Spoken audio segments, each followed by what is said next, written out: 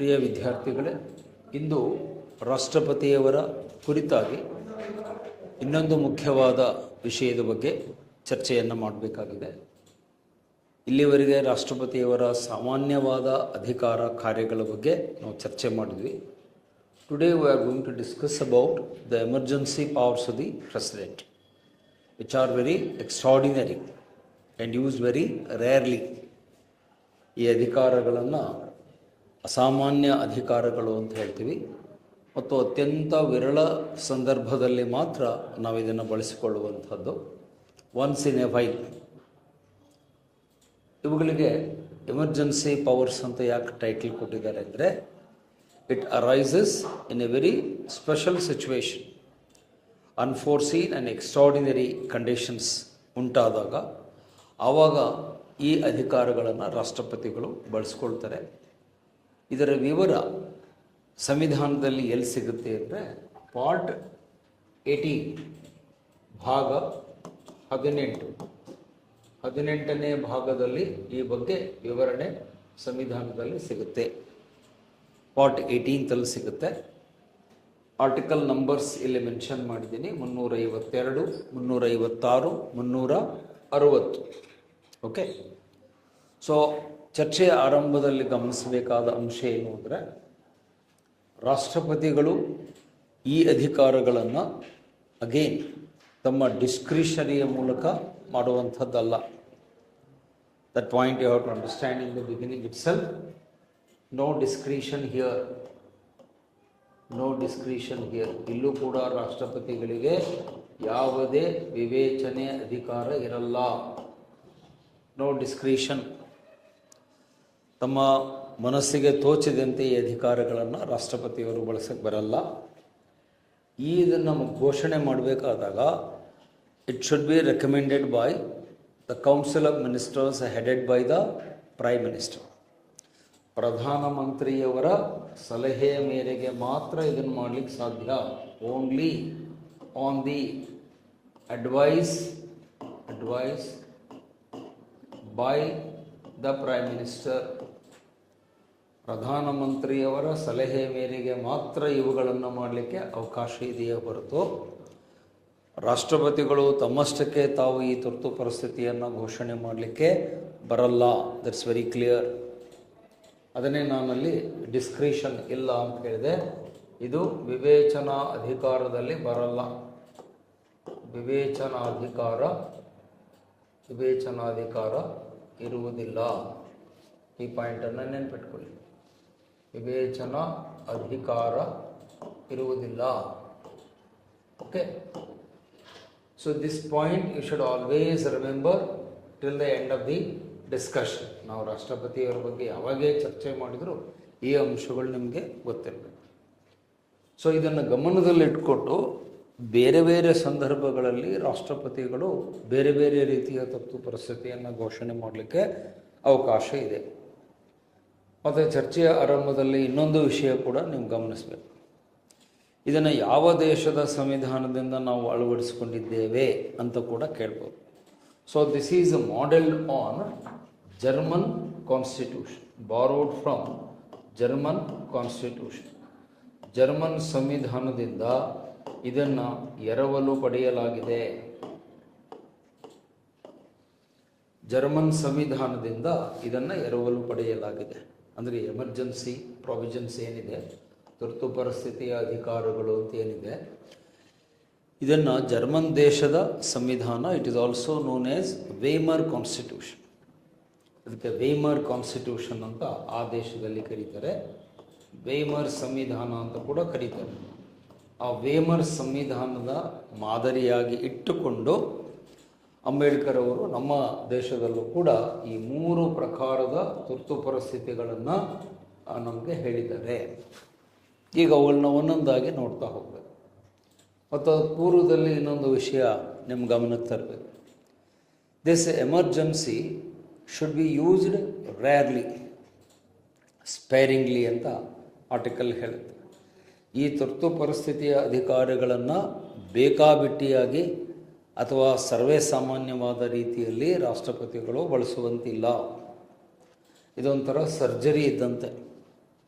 ನಿಮ್ಗೆ ಗೊತ್ತಿದೆ, ಒಬ್ಬ ರೋಗಿಗೆ, ಪೇಷಂಟಿಗೆ ಯಾವಾಗ ಆಪರೇಷನ್ ಸರ್ಜರಿ ಮಾಡ್ತಾರೆ ಅಂದರೆ ಪರಿಸ್ಥಿತಿ ಕೈ ಮೀರಿ ಹೋದಾಗ, ಸರ್ ಇನ್ನೇನು ರೋಗಿ ಉಳಿಯೋ ಚಾನ್ಸ್ ಇಲ್ಲ, ಆಪರೇಷನ್ ಮಾಡಿದ್ರಷ್ಟೇ ಉಳಿತಾನೆ ಅಂದಾಗ ಮಾತ್ರ ಹೇಗೆ ಒಬ್ಬ ಸರ್ಜನ್ನು ಆಪರೇಷನ್ ಮಾಡಲಿಕ್ಕೆ ಮುಂದಾಗ್ತಾರೋ ಹಾಗೆ ದೇಶದ ಒಂದು ಪರಿಸ್ಥಿತಿ, ಅದು ರಾಷ್ಟ್ರ ಮಟ್ಟದಲ್ಲಾಗಿರ್ಬೋದು, ಒಂದು ರಾಜ್ಯದಲ್ಲಾಗಿರ್ಬೋದು, ಆರ್ಥಿಕ ವಿಚಾರದಲ್ಲಾಗಿರ್ಬೋದು, ಅತ್ಯಂತ ಗಂಭೀರವಾದ ಸ್ಥಿತಿಯನ್ನು ತಲುಪಿ there should be a crisis. ಇದನ್ನು ಕ್ರೈಸಿಸ್ ಸಿಚುವೇಶನ್ ಅಂತ ಹೇಳ್ತೀವಿ. ಬಿಕ್ಕಟ್ಟಿನ ಸಂದರ್ಭ ಬಂದಾಗ ಮಾತ್ರ ಇದನ್ನು ನೀವು ಬಳಸಬೇಕೇ ಹೊರತು ನಾಟ್ ಡ್ಯೂರಿಂಗ್ ಆರ್ಡಿನರಿ ಸಿಚುವೇಶನ್. ಸಹಜವಾದ ಸಾಮಾನ್ಯವಾದ ಸ್ಥಿತಿಗತಿಗಳಲ್ಲಿ ಇದನ್ನು ಬಳಸುವಂತಿಲ್ಲ. ಅದಕ್ಕೆ ಅದನ್ನು ಇಂಗ್ಲೀಷಲ್ಲಿ ಎಮರ್ಜೆನ್ಸಿ ಅಂತ ಹೇಳೋದು. ಎಮರ್ಜೆನ್ಸಿ ಅಂದರೆ ನಿಮಗೆ ಏನೂ ಯೋಚನೆ ಮಾಡಲಿಕ್ಕೆ ಟೈಮ್ ಇರಲ್ಲ, ಅಂಥ ಒಂದು ಪರಿಸ್ಥಿತಿ ಉದ್ಭವವಾಗಿದೆ. Very bad, very challenging, very critical crisis has arisen which is unforeseen, unexpected. ಅದು ಅನಿರೀಕ್ಷಿತವಾಗಿರುತ್ತೆ, ಅಗೋಚರವಾಗಿರುತ್ತೆ. ನಮಗೆ ಈ ಥರ ಆಗುತ್ತೆ ಎನ್ನುವ ಯಾವುದೇ ಮುನ್ಸೂಚನೆ ಇರಲ್ಲ. ಇದ್ದಕ್ಕಿದ್ದಾದ ಅಂತಲೇ ಎದುರಾದಂತಹ ಒಂದು ಪರಿಸ್ಥಿತಿ, ದಿಢೀರನೇ ಎದುರಾಗುವಂತಹ ಒಂದು ಸವಾಲು ಅಥವಾ ಸಂದರ್ಭ, ಅದನ್ನು ಎದುರಿಸುವುದಕ್ಕಾಗಿ ಈ ತುರ್ತು ಪರಿಸ್ಥಿತಿಯ ಅಧಿಕಾರಗಳನ್ನು ಕೊಡಲಾಗಿದೆ. And they are sweeping powers.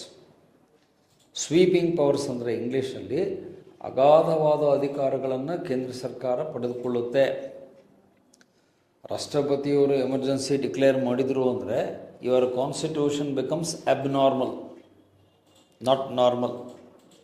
Emergency ಇಲ್ಲದೇ ಇದ್ದಾಗ ನಿಮ್ಮ ಸಂವಿಧಾನ ಸಹಜವಾದ ರೀತಿಯಲ್ಲಿ ಕಾರ್ಯನಿರ್ವಹಣೆ ಮಾಡ್ತಾ ಇರುತ್ತೆ during peaceful time. But emergency declare ಆದಾಗ ದ ಕಾನ್ಸ್ಟಿಟ್ಯೂಷನ್ ಬಿಕಮ್ಸ್ ಅಬ್ನಾರ್ಮಲ್. ನಿಮ್ಮ ಸಂವಿಧಾನವೇ ಅವಾಗ ಅಬ್ನಾರ್ಮಲ್ ಆಗಿಬಿಡುತ್ತೆ. ಅಂತಹ ಅಧಿಕಾರಗಳನ್ನು, ವಿಶೇಷಾಧಿಕಾರಗಳನ್ನು, ಅಪರಿಮಿತವಾದ ಅಧಿಕಾರಗಳನ್ನು ಸರ್ಕಾರಕ್ಕೆ ಸಂವಿಧಾನವೇ ಕೊಡುತ್ತೆ. ಇದು ಯಾರೋ ಬೇರೆಯವರು ಕೊಡೋದಲ್ಲ. These powers are inherent in the Constitution itself under different articles 352, 356 and 360. So ಈ ಅಗಾಧವಾದ ಅಪರಿಮಿತವಾದ ಅಧಿಕಾರಗಳು ಕೇಂದ್ರ ಸರ್ಕಾರಕ್ಕೆ ಪ್ರಾಪ್ತವಾಗುವುದರಿಂದ ಅಲ್ಲಿ ಪರಿಸ್ಥಿತಿ ನಾರ್ಮಲ್ ಆಗಿರಲ್ಲ, ಸಹಜವಾದ ರೀತಿಯಲ್ಲಿ ಇರಲ್ಲ. ಹಾಗಾಗಿ ಈ ಟಾಪಿಕ್ ಬಗ್ಗೆ ಚರ್ಚೆ ಮಾಡಬೇಕಾದಾಗ ರಾಷ್ಟ್ರಪತಿಗಳು ಕೂಡ ಇಲ್ಲಿ ಸ್ವಲ್ಪ ಎಚ್ಚರಿಕೆ ವಹಿಸಬೇಕಾಗುತ್ತೆ. The President of India needs to be a little more careful, little more sensitive, little more responsible. ರಾಷ್ಟ್ರಪತಿ ಯಾರೇ ಇರಲಿ, ಯಾರೇ ಆ ಹುದ್ದೆಯಲ್ಲಿದ್ದರೂ ಅವರು ಹೆಚ್ಚು ಜವಾಬ್ದಾರಿಯುತವಾಗಿ ನಡ್ಕೊಳ್ಬೇಕು, ಸಂವೇದನಾಶೀಲರಾಗಿರಬೇಕು ಮತ್ತು ಹೆಚ್ಚು ಜಾಗೃತರಾಗಿರಬೇಕು. ಸುಮ್ಮನೆ ಹಾಗೆ ಕಣ್ಮುಚ್ಕೊಂಡು ಆ ಒಂದು ಇದಕ್ಕೆ ತುರ್ತು ಪರಿಸ್ಥಿತಿಯ ಘೋಷಣೆಗೆ ಸಹಿ ಹಾಕುವಂಥದ್ದಲ್ಲ.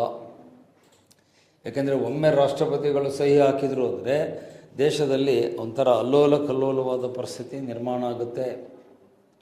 ವಿಪರೀತವಾದ ಅಧಿಕಾರಗಳು ಕೇಂದ್ರ ಸರ್ಕಾರಕ್ಕೆ ಪ್ರಾಪ್ತವಾಗುತ್ತೆ. Almost executive becomes dictatorial. ಕಾರ್ಯಾಂಗ ಸರ್ವಾಧಿಕಾರತ್ವದ ಅಧಿಕಾರಗಳನ್ನು ಪಡೆದುಕೊಂಡು ಬಿಡುತ್ತೆ. ಅದರಿಂದ ಒಳ್ಳೆಯದು ಆಗ್ಬೋದು, ಕೆಟ್ಟದ್ದು ಆಗ್ಬೋದು. I don't say it's going to be harmful all the time, but it can be harmful also most of the time. ಹಾಗೂ ಆಗ್ಬೋದು, ಹೀಗೂ ಆಗ್ಬೋದು. ಆದ್ದರಿಂದ ಈ ತುರ್ತು ಪರಿಸ್ಥಿತಿ ಘೋಷಣೆಗಳನ್ನ ಮಾಡೋಕ್ಕೆ ಮುಂಚೆ ರಾಷ್ಟ್ರಪತಿಗಳು ಸಾಕಷ್ಟು ಸಮಾಲೋಚನೆಯನ್ನು ಮಾಡಬೇಕು, ಪ್ರಧಾನಿಯವರೊಂದಿಗೆ ಚರ್ಚಿಸಬೇಕು, ಅದರ ಸಾಧಕ ಬಾಧಕಗಳ ಬಗ್ಗೆ ವಿಚಾರ ಮಾಡಬೇಕು. Pros and cons have to be discussed, merits and demerits have to be discussed. ಅದರಿಂದ ಲಾಭ ಏನು, ನಷ್ಟ ಏನಾಗುತ್ತೆ ಅನ್ನೋದನ್ನು ಯೋಚಿಸಬೇಕು. ಮತ್ತು ಎಲ್ಲಕ್ಕಿಂತ ಮುಖ್ಯವಾಗಿ ತುರ್ತು ಪರಿಸ್ಥಿತಿಯನ್ನು ಮಾಡಲೇಬೇಕಾ ಅನ್ನುವುದನ್ನು ಮನವರಿಕೆ ಮಾಡಿಕೊಳ್ಬೇಕು. You must be convinced that whether the emergency has to be declared or not. Declare ಮಾಡದೇ ಇದ್ರೂ ನಡೆಯುತ್ತಾ ಅನ್ನುವುದರ ಸಾಧ್ಯತೆಯ ಬಗ್ಗೆ ರಾಷ್ಟ್ರಪತಿಗಳು ಚಿಂತನೆ ಮಾಡಬೇಕು. ಇದರ ಬಗ್ಗೆ ಬಾಬಾ ಸಾಹೇಬ್ ಅಂಬೇಡ್ಕರ್ ಅವರು ಸಂವಿಧಾನ ಸಭೆಯಲ್ಲಿ ಹೇಳ್ತಾರೆ. ಎಮರ್ಜೆನ್ಸಿ ಅನ್ನೋದು it's a last weapon in the hands of the president. ರಾಷ್ಟ್ರಪತಿಯವರ ಕೈಯಲ್ಲಿರುವಂತಹ ಕೊನೆಯ ಅಸ್ತ್ರ ಎಮರ್ಜೆನ್ಸಿ ಅನ್ನೋದನ್ನು ಕೊನೆಯ ಅಸ್ತ್ರ ಅಂತ ಹೇಳ್ತೇವೆ ನಾವು, ಲಾಸ್ಟ್ ವೆಪನ್ ಅಂತ ಹೇಳ್ತೇವೆ.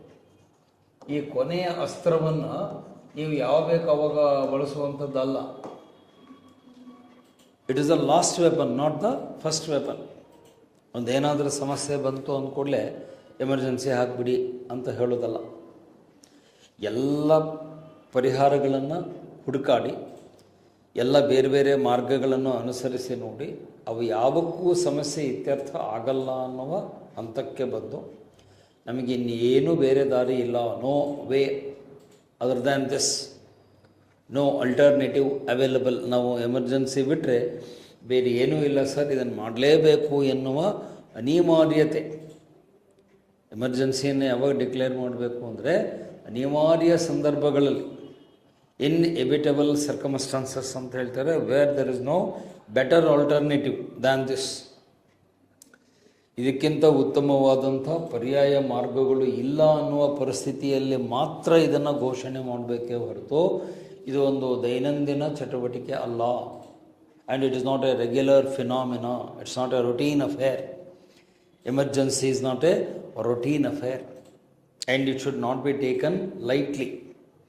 ತುರ್ತು ಪರಿಸ್ಥಿತಿಯನ್ನು ಯಾರೂ ಲಘುವಾಗಿ ಹಗುರವಾಗಿ ಪರಿಗಣಿಸಬಾರದು. ಒಂದಲ್ಲ 10 ಬಾರಿ 100 ಬಾರಿ ಪರಾಮರ್ಶೆ ಮಾಡಿ ಆಮೇಲೆ ಆ ಒಂದು ಘೋಷಣೆಗೆ ಸಹಿ ಹಾಕಬೇಕಾಗುತ್ತೆ ರಾಷ್ಟ್ರಪತಿಗಳು.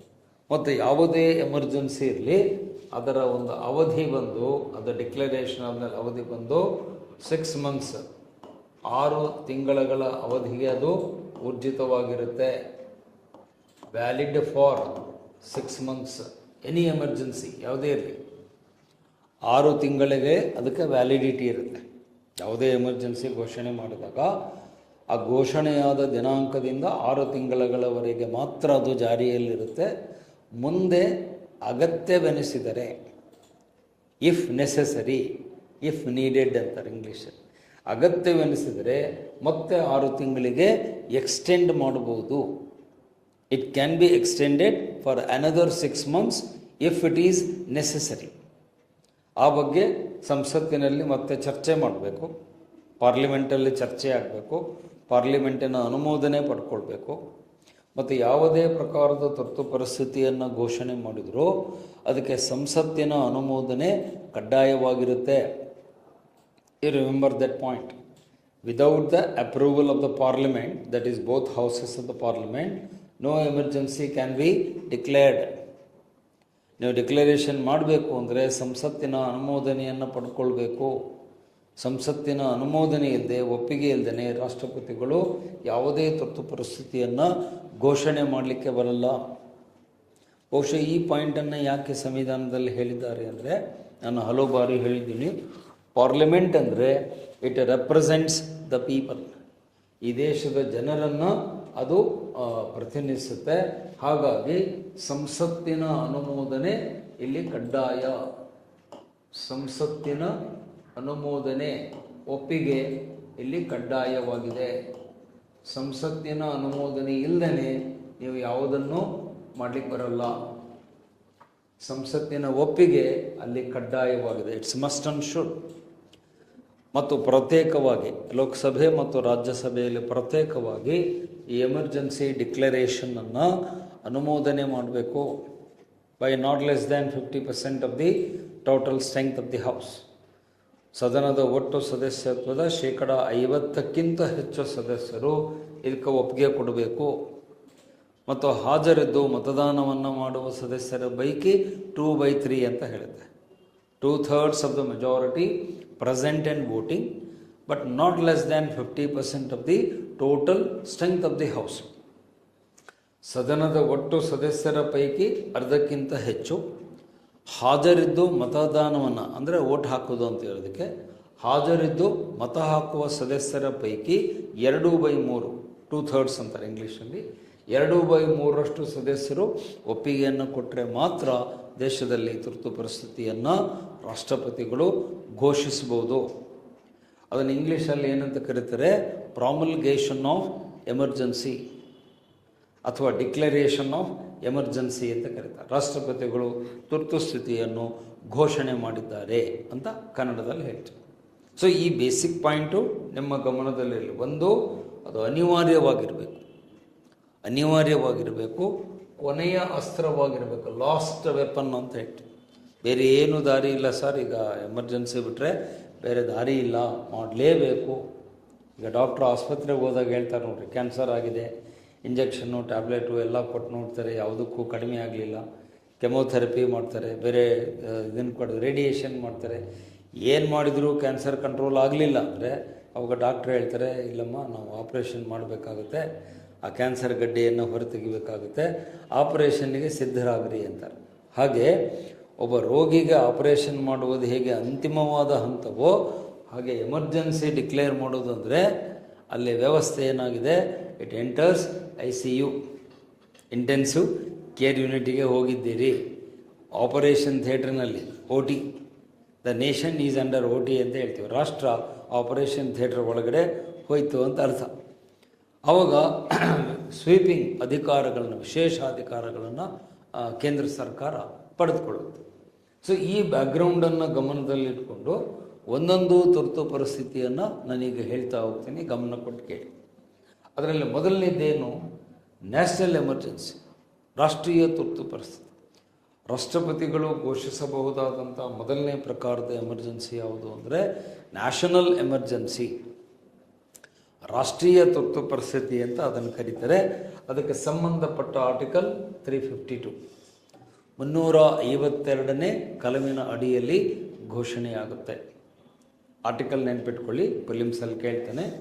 Article 352 gives details about national emergency. ಇಲ್ಲಿ ಹೆಸರೇ ಹೇಳುವಂತೆ ರಾಷ್ಟ್ರೀಯ ಅನ್ನುವ ಪದಬಳಕೆ ಆಗಿರೋದ್ರಿಂದ ಇದು ಇಡೀ ದೇಶಕ್ಕೆ ಅಪ್ಲೈ ಆಗುತ್ತೆ. You understand that? National emergency is applicable for the whole of India, entire territory of India.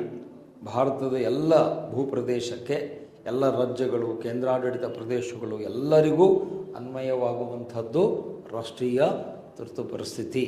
ಇಲ್ಲಿ ಯಾವುದೇ ತಾರತಮ್ಯ ಇಲ್ಲ, ಅವರಿಗಷ್ಟೇ ಆಗುತ್ತೆ ಇವರಿಗಾಗಲ್ಲ, ನಾಟ್ ಲೈಕ್ ದ್ಯಾಟ್. ಇಡೀ ಭಾರತಕ್ಕೆ, ಇಡೀ ಎಲ್ಲ ದೇಶದ ಎಲ್ಲ ಜನರಿಗೂ, ಎಲ್ಲ ಪ್ರದೇಶಕ್ಕೂ ಏಕಕಾಲಕ್ಕೆ ಅನ್ವಯವಾಗುವಂತಹ ತುರ್ತು ಸ್ಥಿತಿ, ಅದು ನ್ಯಾಷನಲ್ ಎಮರ್ಜೆನ್ಸಿ. ಮತ್ತು ಇದಕ್ಕೆ ಕಾರಣ ಏನು, ಯಾವಾಗ ಸರ್ ಇದನ್ನು ಘೋಷಣೆ ಮಾಡ್ಬೋದು ಅಂದರೆ there are two reasons, either a threat of war or internal disturbance.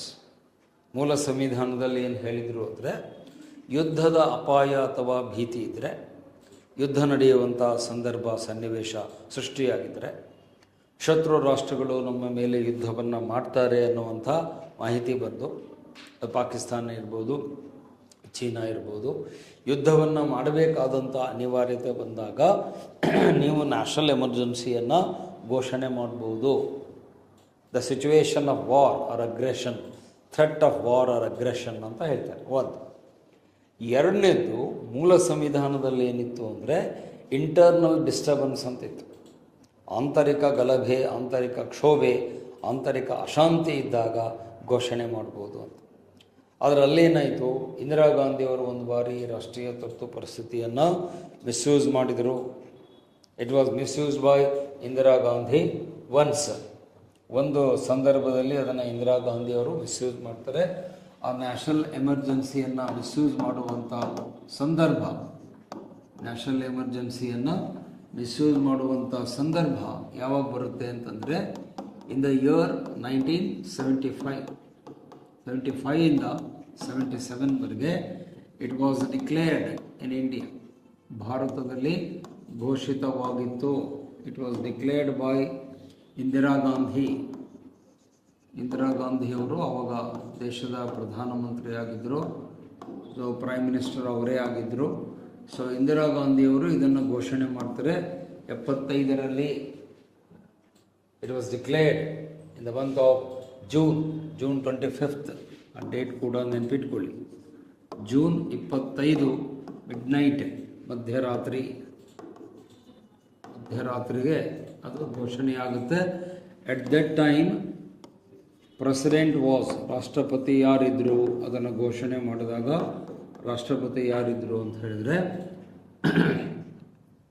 Fakhruddin Ali Ahmed. Fakhruddin Ali Ahmed was the president. ಅವರು ಆವಾಗ ರಾಷ್ಟ್ರಪತಿಯಾಗಿದ್ದರು. ಇದನ್ನು ಘೋಷಣೆ ಮಾಡಿಬಿಡ್ತಾರೆ. ನ್ಯಾಷನಲ್ ಎಮರ್ಜೆನ್ಸಿ ಡಿಕ್ಲೇರ್ ಆಗುತ್ತೆ ಅಂಡರ್ ಆರ್ಟಿಕಲ್ 352. ಬಟ್ ಇಲ್ಲಿ ಕೊಟ್ಟಂಥ ಕಾರಣ ಏನು, ರೀಸನ್ ಏನು ಕೊಟ್ಟಿದ್ರು ಇಂದಿರಾ ಗಾಂಧಿಯವರು ಅಂತ ಹೇಳಿದ್ರೆ, ಇಂಟರ್ನಲ್ ಡಿಸ್ಟರ್ಬೆನ್ಸ್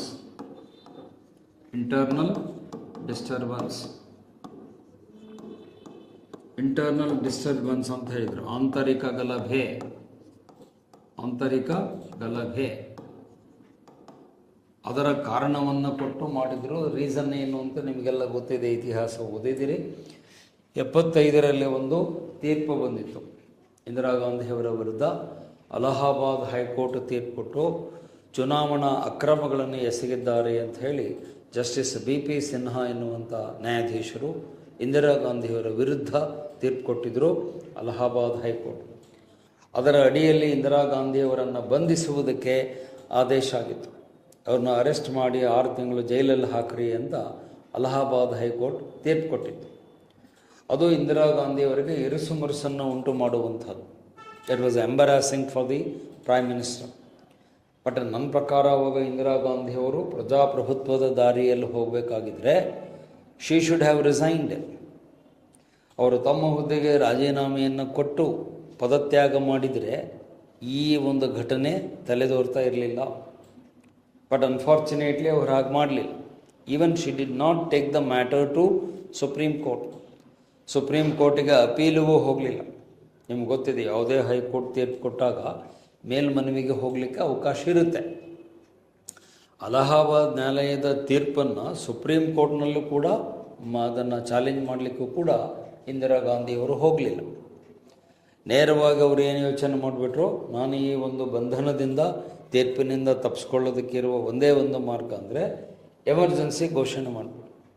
ಆವಾಗ ನಮಗೆ ಸರ್ಕಾರಕ್ಕೆ ಸ್ವೀಪಿಂಗ್ ಪವರ್ಸ್ ಬರುತ್ತೆ, ಅಪರಿಮಿತವಾದ ಅಧಿಕಾರ ಬರುತ್ತೆ, we can manipulate the whole system, whole thing ಅಂತ ಇಂದಿರಾ ಗಾಂಧಿಯವರು ಈ ಘೋಷಣೆ ಮಾಡಿದರು. ಬಹುಶಃ ಅವರ ನಮ್ಮ ಚರಿತ್ರೆಯಲ್ಲಿನೇ ಮತ್ತು ಇಂದಿರಾ ಗಾಂಧಿಯವರ ಒಂದು ವ್ಯಕ್ತಿತ್ವದಲ್ಲಿನೇ ಅತ್ಯಂತ ಕೆಟ್ಟ ನಿರ್ಧಾರ ಅಂದರೆ ತುರ್ತು ಪರಿಸ್ಥಿತಿಯನ್ನು ಘೋಷಣೆ ಮಾಡಿದ್ದು. It is atrocious and outrageous on the constitution ಅಂತ ನಾನಿ ಪಾಲ್ಖೇವಾಲ ಹೇಳ್ತಾರೆ. ಸಂವಿಧಾನದ ಮೇಲೆ ಎಸಗಿದ ಘೋರ ಅತ್ಯಾಚಾರ ಯಾವುದು ಅಂದರೆ ಈ ತುರ್ತು ಪರಿಸ್ಥಿತಿ. ಅದನ್ನು ನಾವು ಇವತ್ತಿಗೂ ಕೂಡ ಖಂಡಿಸ್ತೇವೆ. ಅದನ್ನು ಯಾರೂ ಸಮರ್ಥನೆ ಮಾಡಲಿಕ್ಕೆ ಬರಲ್ಲ. ಅದು ಏನೂ ಕಾರಣ ಇರಲಿಲ್ಲ, ಯುದ್ಧದ ಭೀತಿನೂ ಇರಲಿಲ್ಲ, ಆಂತರಿಕ ಗಲಭೆಯ ಕ್ಷೋಭೆನೂ ಇರಲಿಲ್ಲ. ಆದರೆ ಇಂದಿರಾ ಗಾಂಧಿಯವರು ತಾವು ಭಯಭೀತರಾಗಿ ಆಂತರಿಕ ಗಲಭೆ ಆಗುತ್ತೆ ದೇಶದಲ್ಲಿ ಅಂತ ಹೇಳಿ ಅಂದಿನ ರಾಷ್ಟ್ರಪತಿ ಫಖರುದ್ದೀನ್ ಅಲಿ ಅಹಮದ್ ಅವರ ಮೇಲೆ ಒತ್ತಡವನ್ನು ಹೇರಿ, she put pressure on the president, ನೀವು ಸೈನ್ ಮಾಡಲೇಬೇಕು ಅಂತ ಹೇಳಿ ತಡರಾತ್ರಿಯಲ್ಲಿ ರಾಷ್ಟ್ರಪತಿ ಭವನಕ್ಕೆ ಹೋಗಿ ಜೂನ್ 25ರಂದು ಆ ಒಂದು ಆದೇಶ ಪತ್ರದ ಮೇಲೆ ಸೈನ್ ಹಾಕಿಸಿ, ಮಾರನೇ ದಿನ 26 ನಸುಕಿನ ಜಾವ ಆಲ್ ಇಂಡಿಯಾ ರೇಡಿಯೋದಲ್ಲಿ ಘೋಷಣೆಯಾಗುತ್ತೆ, ಭಾರತದಲ್ಲಿ ಎಮರ್ಜೆನ್ಸಿ ಡಿಕ್ಲೇರ್ ಆಗಿದೆ. ಇಡೀ ದೇಶ ಗಾಬರಿ ಆಗುತ್ತೆ. ಏನಾಯಿತು ಏನೂ ಆಗಿರಲಿಲ್ಲ. Nothing was there. ತಮ್ಮ ಒಂದು ವೈಯಕ್ತಿಕ ರಾಜಕೀಯ ಹಿತಾಸಕ್ತಿಗಾಗಿ ತಮ್ಮ ಅಧಿಕಾರವನ್ನು ಕುರ್ಚಿಯನ್ನು ಉಳಿಸಿಕೊಳ್ಳುವ ಒಂದೇ ಕಾರಣದಿಂದ ಈ ಒಂದು ನಿರ್ಧಾರವನ್ನು ಇಂದಿರಾ ಗಾಂಧಿಯವರು ತೆಗೆದುಕೊಳ್ತಾರೆ. ಮುಂದೆ ಇದರ ವಿರುದ್ಧವೇ ಹೋರಾಟ ಮಾಡಿದ್ಯಾರು? ಜಯಪ್ರಕಾಶ್ ನಾರಾಯಣ್. ಇದರ ವಿರುದ್ಧ ಜಯಪ್ರಕಾಶ್ ನಾರಾಯಣ್ ಅವರು ಒಂದು ದೊಡ್ಡ ಚಳವಳಿಯನ್ನು ಆರಂಭ ಮಾಡ್ತಾರೆ. ಅದನ್ನು JP ಮೂವ್ಮೆಂಟ್ ಅಂತ ಹೇಳ್ತಾರೆ. JP ಚಳವಳಿ ಸ್ಟಾರ್ಟ್ ಆಗಿದೆ ಇದರ ವಿರುದ್ಧ, ಈ ತುರ್ತು ಪರಿಸ್ಥಿತಿಯ ವಿರುದ್ಧ, ಇಂದಿರಾ ಗಾಂಧಿಯವರ ವಿರುದ್ಧ ದೊಡ್ಡ ಚಳವಳಿ ರಾಷ್ಟ್ರಾದ್ಯಂತ ಶುರುವಾಗುತ್ತೆ. ಅದರಲ್ಲಿ ಅನೇಕ ಜನ ಪಾಲ್ಗೊಳ್ತಾರೆ. ಅದಕ್ಕೆ JP ಮೂವ್ಮೆಂಟ್ ಅಂತ ಹೇಳ್ತಾರೆ. ತುರ್ತು ಪರಿಸ್ಥಿತಿಯ ವಿರುದ್ಧದ ಚಳವಳಿ ಅಂತ ಹೇಳ್ತೀವಿ. ಲೋಕನಾಯಕ ಜಯಪ್ರಕಾಶ್ ನಾರಾಯಣ್ ಅವರ ನೇತೃತ್ವದಲ್ಲಿ ಡಾಕ್ಟರ್ ರಾಮ್ ಮನೋಹರ್ ಲೋಹಿಯಾ ಅವರು, ಆನಂತರ ರಾಮಕೃಷ್ಣ ಹೆಗಡೆ ಅವರು, ನೀಲಂ ಸಂಜೀವ್ ರೆಡ್ಡಿ ಅವರು, ಮೊರಾರ್ಜಿ ದೇಸಾಯಿ ಅವರು, ಆಮೇಲೆ ಲಾಲ್ ಕೃಷ್ಣ ಅದ್ವಾನಿಯವರು, ಅಟಲ್ ಬಿಹಾರಿ ವಾಜಪೇಯಿ ಅವರು. ಬಹುಶಃ ಆ ಸಮಯದಲ್ಲಿ ಮಾನ್ಯ ದೇವೇಗೌಡರು ಕೂಡ ಆ ಟೀಮ್ನಲ್ಲಿದ್ದರು. ಆವಾಗ ಭಾಳ ಈ was very Young and junior at that time. ಮಾನ್ಯ HD ದೇವೇಗೌಡರು ಕೂಡ ಆ ಚಳವಳಿಯಲ್ಲಿರ್ತಾರೆ. ಬಹುಶಃ ಇನ್ನೊಂದು ಹೆಸರು ಹೇಳಿದರೆ ನಿಮಗೆ ಅಚ್ಚರಿ ಆಗುತ್ತೆ. ಈ ಎಮರ್ಜೆನ್ಸಿ ವಿರುದ್ಧ ಹೋರಾಡಿದ ತರುಣರಲ್ಲಿ, ಯುವಕರಲ್ಲಿ ಮಾನ್ಯ ಸಿದ್ದರಾಮಯ್ಯನವರು ಇದ್ದರು. ಈಗ ಅವರು ರಾಜ್ಯದ ಮುಖ್ಯಮಂತ್ರಿಯಾಗಿದ್ದಾರೆ. He was also part of the anti emergency movement. ತುರ್ತು ಪರಿಸ್ಥಿತಿಯ ವಿರುದ್ಧ ಹೋರಾಟ ಮಾಡಿದ ಒಂದು ಪಡೆಯಲ್ಲಿ ಈ ಎಲ್ಲ ನಾಯಕರುಗಳು ಇದ್ದರು. ಜಾರ್ಜ್ ಫರ್ನಾಂಡಿಸ್ ಇದ್ದರು, ಮಧು ದಂಡವತೆ ಇದ್ದರು, ಪ್ರಮೋದ್ ಮಹಾಜನ್ ಇದ್ದರು, ಇನ್ನೂ ಅನೇಕ ಜನ ಬರ್ತಾರೆ. ಅವ್ರು ದೊಡ್ಡ ಲಿಸ್ಟೇ ಇದೆ, ಒಂದು 50-60 ಜನ. ಪೀಲು ಮೋದಿ ಅಂತ ಬರ್ತಾರೆ, justice we are Krishna Iyer ಅಂತ ಬರ್ತಾರೆ. ಅನೇಕ ಜನ ಇದರ ವಿರುದ್ಧ ಹೋರಾಟ ಮಾಡ್ತಾರೆ. ಮುಂದೆ ಇಂದಿರಾ ಗಾಂಧಿಯವರೆಗೂ ಮನವರಿಕೆಯಾಗುತ್ತೆ, ನಾನು ತಪ್ಪು ನಿರ್ಧಾರ ತೆಗೆದುಕೊಂಡೆ, it was A wrong decision. ಅಂದರೆ ಒಂಥರ ವಿವೇಚನೆ ಇಲ್ಲದ ನಿರ್ಧಾರ ಆಗಿತ್ತು ಅಂತ. ಬಟ್ ಅಷ್ಟರಲ್ಲಿ ನಿರ್ಧಾರ ತಗೊಂಡಾಗಿತ್ತು. ಮತ್ತು ಈ 2 ವರ್ಷಗಳ ಕಾಲವನ್ನು ಏನಂತ ಕರೀತಾರೆ, ಹಾಲಿಡೇ ಫಾರ್ ಡೆಮೋಕ್ರಸಿ ಅಂತ ಹೇಳ್ತಾರೆ. 75ರಿಂದ 77 ಅವಧಿ. It is called holiday for democracy in India. ಭಾರತದಲ್ಲಿ ಪ್ರಜಾಪ್ರಭುತ್ವಕ್ಕೆ ಹಾಲಿಡೇಯನ್ನು ಡಿಕ್ಲೇರ್ ಮಾಡಿದಂಗೆ ಆಗಿತ್ತು. ಪ್ರಜಾಪ್ರಭುತ್ವವೇ ಇರಲಿಲ್ಲ. Holiday for democracy between 75 to 77, 75ರಿಂದ 77ರವರೆಗೆ ಪ್ರಜಾಪ್ರಭುತ್ವಕ್ಕೆ ರಜೆ. ಮತ್ತು ಜನರ ಮೂಲಭೂತ ಹಕ್ಕುಗಳನ್ನು ಕಸಿದುಕೊಳ್ಳಲಾಗಿತ್ತು. ನೋ ಫಂಡಮೆಂಟಲ್ ರೈಟ್ಸ್ ಎಕ್ಸೆಪ್ಟ್, ಯಾವ ರೈಟ್ ಮಾತ್ರ ಇತ್ತು ಅಂದರೆ ಆರ್ಟಿಕಲ್ 21, ಆರ್ಟಿಕಲ್ 21 ಬದುಕುವ ಹಕ್ಕನ್ನು ಬಿಟ್ಟರೆ ಯಾವ ಮೂಲಭೂತ ಹಕ್ಕುಗಳು ಜನರಿಗೆ ಇರಲಿಲ್ಲ. ಸಾಕಷ್ಟು ಅಟ್ರಾಸಿಟೀಸ್ ಆಯಿತು, ಅಬ್ಯೂಸ್ ಆಯಿತು, ದಬ್ಬಾಳಿಕೆಗಳಾಯಿತು. ಜನರ ಮೇಲೆ ಸಾಕಷ್ಟು ದಬ್ಬಾಳಿಕೆ, ದೌರ್ಜನ್ಯ, ಅಧಿಕಾರದ ದುರುಪಯೋಗ, ದುರ್ಬಳಕೆ ಅದೆಲ್ಲ ಆಗುತ್ತೆ. ಸೊ ಅದನ್ನು ಕರಾಳ ದಿನ ಅಂತ ಕರೀತಾರೆ. ಬಹುಶಃ ನಮ್ಮ ದೇಶದ ಇತಿಹಾಸದಲ್ಲೇ ಈ ತುರ್ತು ಪರಿಸ್ಥಿತಿ 75ರದ್ದು, ಇದನ್ನು ಕರಾಳ ದಿನ ಅಂತ ಹೇಳ್ತಾರೆ. ಕರಾಳ ಅವಧಿ, ನಮ್ಮ ಡೆಮೋಕ್ರಸಿಯಲ್ಲೇ ಇರುವ ಕರಾಳ ಅವಧಿ 75ರಿಂದ 77. ಅದೆಲ್ಲ ನಿಮಗೆ ಇತಿಹಾಸದಲ್ಲಿ ಪೋಸ್ಟ್ ಇಂಡಿಪೆಂಡೆಂಟ್ ಇಂಡಿಯಾದಲ್ಲಿ ಬರುತ್ತೆ. ಈಗ ಅದರ ವಿವರಕ್ಕೆ ಹೋಗಲ್ಲ, ನಾನು ಜಸ್ಟ್ ಒಂದು ಹಿಂಟ್ಸ್, ಓವರಾಲ್ ಐಡಿಯಾ ಕೊಟ್ಟೆ. ಆಮೇಲೆ ಅದೇ ಜನ, ಈ ದೇಶದ ಜನ ಇದರಿಂದ ರೋಸಿ ಹೋಗಿ ಇಂದಿರಾ ಗಾಂಧಿಯವರನ್ನು ಸೋಲಿಸ್ತಾರೆ. 77ರಲ್ಲಿ ನಡೆದ ಚುನಾವಣೆಯಲ್ಲಿ ಹೀನಾಯ ಸೋಲನ್ನು ಇಂದಿರಾ ಗಾಂಧಿಯವರು ಅನುಭವಿಸ್ತಾರೆ. Even she loss the deposit amount. ರಾಯ್ಬರೇಲಿಯಲ್ಲಿ ಅವರು ಕಂಟೆಸ್ಟ್ ಮಾಡಿರ್ತಾರೆ. ತಮ್ಮ ಒಂದು ಏನು ಠೇವಣಿ ಹಣವನ್ನು ಕೂಡ ಅವರು ಪಡ್ಕೊಳ್ಳಲು. ನೋಡಿ, ದೇಶದ ಹಾಲಿ ಪ್ರಧಾನಮಂತ್ರಿಗಳು ಶಿ ಲಾಸ್ ದ ಡೆಪಾಸಿಟ್ ಅಂದರೆ 10% ಓಟು ಕೂಡ ಅವರಿಗೆ ಬೀಳಿಲ್ಲ. ಅಂದರೆ ಜನ ಎಷ್ಟು ಆಕ್ರೋಶಗೊಂಡಿದ್ದರು, ಅಸಮಾಧಾನಗೊಂಡಿದ್ದರು, ಇದರ ವಿರುದ್ಧ ಸಿಟ್ಟಿಗೆದ್ದಿದ್ರು ಅನ್ನೋದು ನಿಮಗೆ ಮನವರಿಕೆ ಆಗುತ್ತೆ. ಮುಂದೆ 77ರಲ್ಲಿ ಅವರ ಸರ್ಕಾರ ಬಿದ್ದು ಹೋಗುತ್ತೆ. ಆಮೇಲೆ ಜನತಾ ಪಕ್ಷದ ಸರ್ಕಾರ ಅಧಿಕಾರಕ್ಕೆ ಬರುತ್ತೆ. ಮೊರಾರ್ಜಿ ದೇಸಾಯಿ ಅವರು ಪ್ರಧಾನಮಂತ್ರಿ ಆಗ್ತಾರೆ. ಅವರು ಪ್ರಧಾನಮಂತ್ರಿ ಆದಾಗ ನೋಡಿ, ಈ ಪಾಯಿಂಟ್ ನೆನ್ಪಿಟ್ಕೊಳ್ಳಿ, 44ನೇ ತಿದ್ದುಪಡಿ ಬರುತ್ತೆ, 44th ಅಮೆಂಡ್ಮೆಂಟ್. ಮೊರಾರ್ಜಿ ದೇಸಾಯಿ ಬಂದ ಮೇಲೆ, ಮೊರಾರ್ಜಿ ದೇಸಾಯಿ ಸರ್ಕಾರ ಬಂದ ಮೇಲೆ ಅಲ್ಲಿ ಮೊರಾರ್ಜಿ ದೇಸಾಯಿ ಗೌರ್ಮೆಂಟ್ ಬರುತ್ತೆ. ಅವರು 44ನೇ ತಿದ್ದುಪಡಿಯನ್ನು ಮಾಡ್ತಾರೆ, ಸಂವಿಧಾನ ತಿದ್ದುಪಡಿ 1978. ಈ 44ನೇ ತಿದ್ದುಪಡಿಯನ್ನು ಮಾಡಿ ಅಲ್ಲಿ ಇಂಟರ್ನಲ್ ಡಿಸ್ಟರ್ಬೆನ್ಸ್ ಅನ್ನುವ ಶಬ್ದ ಏನಿದೆಯಲ್ಲ ಇದನ್ನು ತೆಗೆದುಹಾಕಿ, ಈ ಪದವನ್ನು ತೆಗೆದುಹಾಕಿ ಆರ್ಮ್ಡ್ ರೆಬೆಲಿಯನ್ ಅನ್ನುವ ಪದ ಬಳಸ್ತಾರೆ. ಆರ್ಮ್ಡ್ ರೆಬೆಲಿಯನ್ ಈ ಶಬ್ದವನ್ನು ಅಲ್ಲಿ ಸೇರಿಸ್ತಾರೆ. This word was included. Armed rebellion ಅಂದರೆ ಸಶಸ್ತ್ರ ದಂಗೆ ಅಥವಾ ಬಂಡಾಯ. ಬರೀ ಆಂತರಿಕ ಕ್ಷೋಭೆ ಇದ್ದರೆ ಡಿಕ್ಲೇರ್ ಮಾಡಲಿಕ್ಕೆ ಬರಲ್ಲ. ಜನರು ಸಶಸ್ತ್ರರಾಗಿ ಸರ್ಕಾರದ ವಿರುದ್ಧ ಬಂಡಾಯ ಮಾಡಬೇಕು.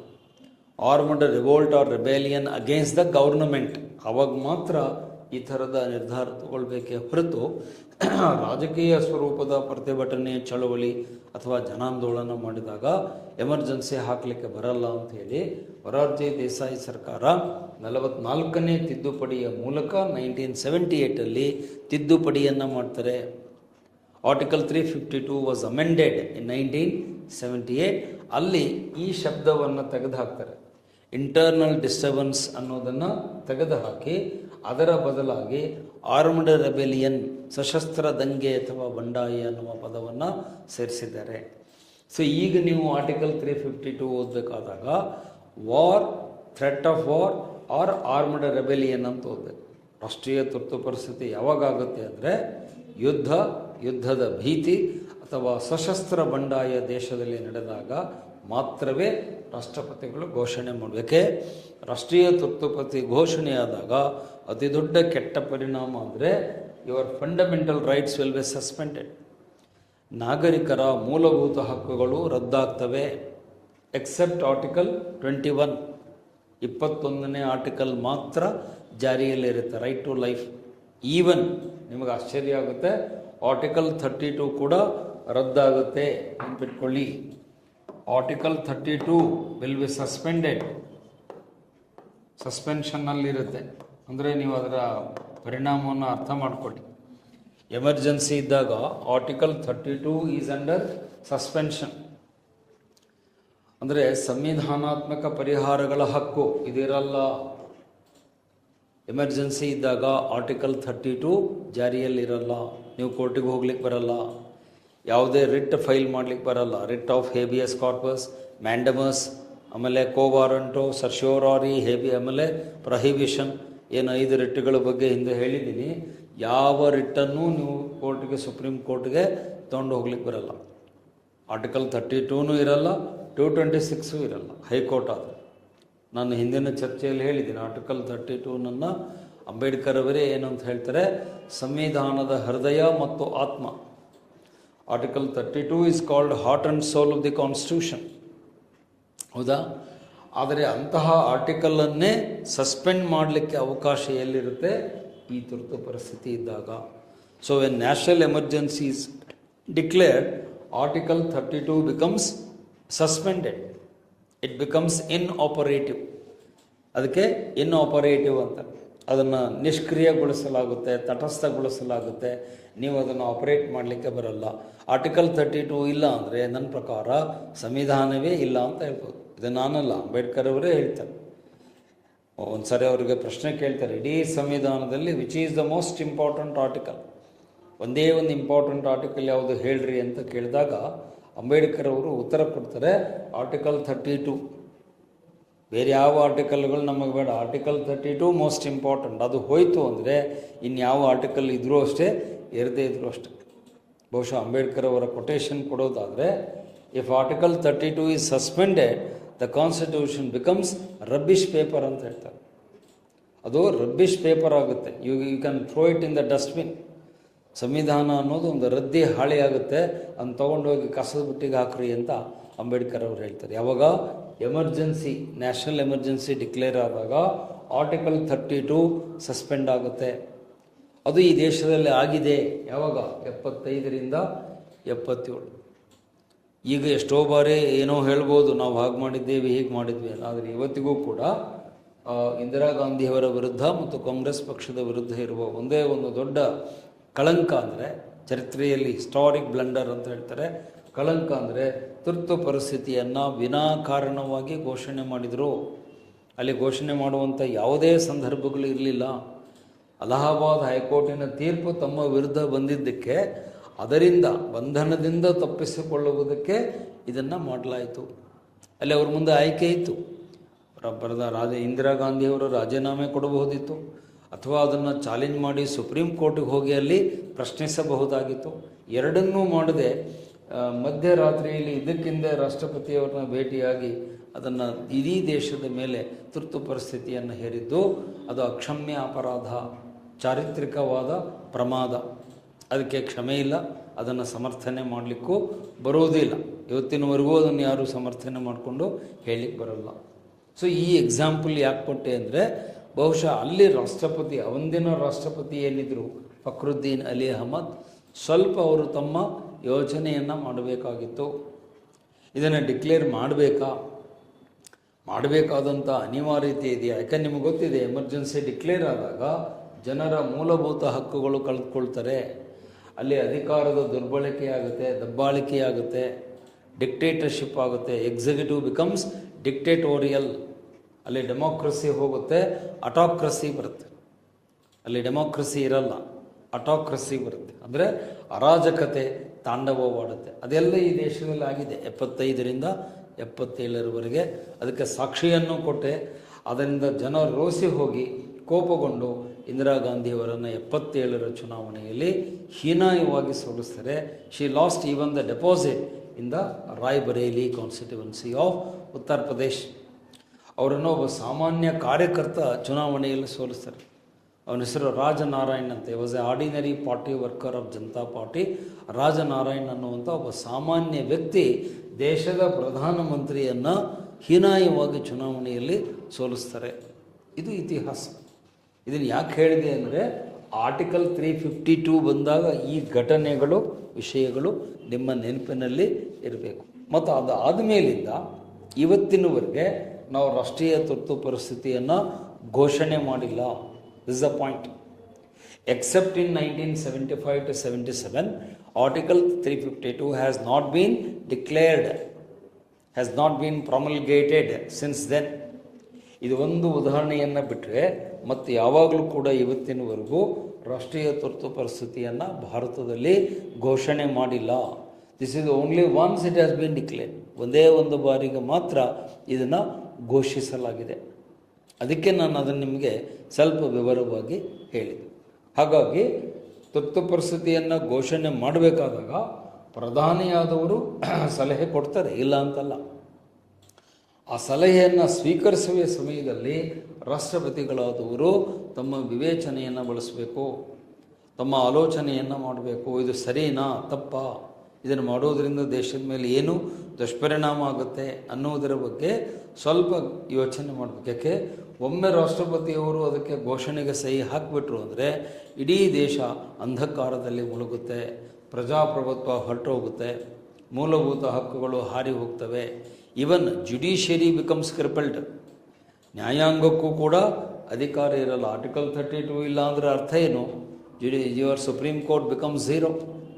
When there is no Article 32, Supreme Court becomes a zero. High Court will become zero. So, ನ್ಯಾಯಾಂಗವೇ ಒಂಥರ ಶಕ್ತಿಹೀನ ಆಗುತ್ತೆ. You are crippling, you are taking away the powers of the judiciary. ನ್ಯಾಯಾಂಗವನ್ನು ಒಂದೇ ಸ್ವೀಪಲ್ಲಿ ಆ ಕಡೆ ಸರಿಸುವಂಥ ಅವಕಾಶ ಅಲ್ಲಿ ಇರುತ್ತೆ. ಹಾಗಾಗಿ ಇಲ್ಲಿ ಹೆಚ್ಚಿನ ಜಾಗ್ರತೆ, ವಿವೇಚನೆ, ಕಾಳಜಿ ಭಾಳ ಮುಖ್ಯ. ಸೊ ಯಾರೇ ರಾಷ್ಟ್ರಪತಿಗಳಾಗಿರಲಿ ಕಣ್ಣು ಮುಚ್ಚಿಕೊಂಡು ಇಂಥ ಘೋಷಣೆಗಳಿಗೆ ಸಹಿ ಹಾಕಬಾರ್ದು. ಇಲ್ಲಿ ನೀವು ಇದು ಪಾಯಿಂಟ್ ನೀವು ನೆನ್ಪಿಟ್ಕೋಬೇಕು. President should not sign any such declaration with his closed eyes. ಕಣ್ಣು ಮುಚ್ಕೊಂಡು ಸೈನ್ ಮಾಡಬೇಡಿ. ಸ್ವಲ್ಪ ಅಲ್ಲಿ ಯೋಚನೆ ಮಾಡಿ. ಯಾಕಂದರೆ ಲಕ್ಷಾಂತರ ಭಾರತೀಯರ ನಾಗರಿಕರ ಭವಿಷ್ಯ, ದೇಶದ ಭವಿಷ್ಯ ಈ ಡಿಕ್ಲರೇಷನ್ನಲ್ಲಿ ಅಡಗಿರುತ್ತೆ. ಒಂದು ರಾಷ್ಟ್ರಪತಿಯವರ ಸಿಗ್ನೇಚರು ಕೋಟ್ಯಂತರ ಭಾರತೀಯರ ಬದುಕನ್ನು ನುಚ್ಚುನೂರು ಮಾಡ್ಬೋದು. ಅಲ್ಲಿ ಲಕ್ಷಾಂತರ ಜನರನ್ನು ಅರೆಸ್ಟ್ ಮಾಡ್ತಾರೆ, ಜೈಲಿಗೆ ಹಾಕ್ತಾರೆ, ಲಾಠಿ ಚಾರ್ಜ್ ಆಗುತ್ತೆ, ಗೋಲಿಬಾರ್ ಆಗುತ್ತೆ, ಅನೇಕ ಜನ ಅಮಾಯಕರು ಪ್ರಾಣ ಕಳ್ಕೊಳ್ತಾರೆ. There is big history. ಈ 1975 ಎಮರ್ಜೆನ್ಸಿ ಬಗ್ಗೆ 108 ಪುಸ್ತಕಗಳಿವೆ. ಅದನ್ನು ನೀವು ಓದಿರಿ ಗೊತ್ತಾಗುತ್ತೆ.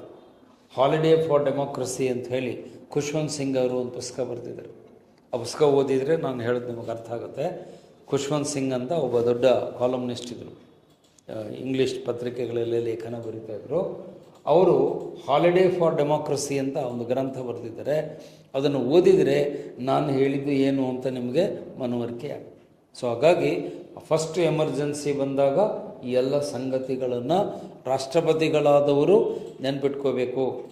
ಬೇಜವಾಬ್ದಾರಿಯಿಂದ ಕಣ್ಮುಚ್ಚಿಕೊಂಡು ಈ ಥರದ ಘೋಷಣೆಗಳಿಗೆ ನೋ ಪ್ರೆಸಿಡೆನ್ಷಿಯಲ್ ಸೈನ್.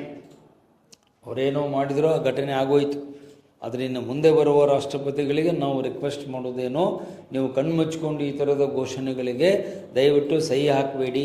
ಅಲ್ಲಿ ಜನರ ಬದುಕಿನ ಭವಿಷ್ಯದ ಪ್ರಶ್ನೆ ಇರುತ್ತೆ, ಅಳಿವು ಉಳಿವಿನ ಪ್ರಶ್ನೆ ಇರುತ್ತೆ, ಮತ್ತು ಎಲ್ಲಕ್ಕಿಂತ ಹೆಚ್ಚಾಗಿ ಸಂವಿಧಾನಕ್ಕೆ ಕೊಡಲಿ ಪೆಟ್ಟು ಬೀಳುತ್ತೆ.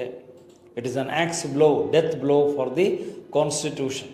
Especially article 32 will be hard hit when national emergency is declared ಅನ್ನೋದನ್ನು ನೆನ್ಪಿಟ್ಕೋಬೇಕು. ಇನ್ನು ಎರಡನೇ ಪ್ರಕಾರದ ತುರ್ತು ಪರಿಸ್ಥಿತಿ ಯಾವುದು ಅಂದರೆ ರಾಜ್ಯಗಳಲ್ಲಿ ಬರುವಂಥದ್ದು. ಸೊ ಅಲ್ಲಿ ಆರ್ಟಿಕಲ್ 356 ಅಂತ ಬರೀರಿ. ಎರಡನೇ ಪ್ರಕಾರದ ತುರ್ತು ಪರಿಸ್ಥಿತಿ ಅಂದರೆ ಸ್ಟೇಟ್ ಎಮರ್ಜೆನ್ಸಿ ಅಂತ ಹೇಳ್ತೀವಿ. ರಾಜ್ಯಕ್ಕೆ ಮಾತ್ರ ಸೀಮಿತವಾದಂತಹ ತುರ್ತು ಪರಿಸ್ಥಿತಿ. ಒಂದು ರಾಜ್ಯಕ್ಕೆ ಅದು ಸೀಮಿತವಾಗಿರುತ್ತೆ. ಒಂದು ನಿರ್ದಿಷ್ಟ ರಾಜ್ಯಕ್ಕೆ ಸೀಮಿತ. ಇದು ಇಡೀ ದೇಶಕ್ಕಲ್ಲ. ಅದು ನೆನ್ಪಿಟ್ಕೊಳ್ಳಿ. ಒಂದು ರಾಜ್ಯಕ್ಕೆ ಮಾತ್ರ ಅದು ಸೀಮಿತವಾಗಿರುತ್ತೆ. ಇದನ್ನು ಜನಪ್ರಿಯವಾಗಿ ಏನಂತ ಕರೀತಾರೆ ಅಂದರೆ ರಾಷ್ಟ್ರಪತಿ ಆಳ್ವಿಕೆ ಅಂತ ಕರೀತಾರೆ. Popularly known as president rule. ಜನ ಇದನ್ನು ಏನಂತ ಕರೀತಾರೆ ಅಂದರೆ ರಾಷ್ಟ್ರಪತಿ ಆಳ್ವಿಕೆ ಹಾಕೋದು ಅಂತ ಹೇಳ್ತಾರೆ. Article 356.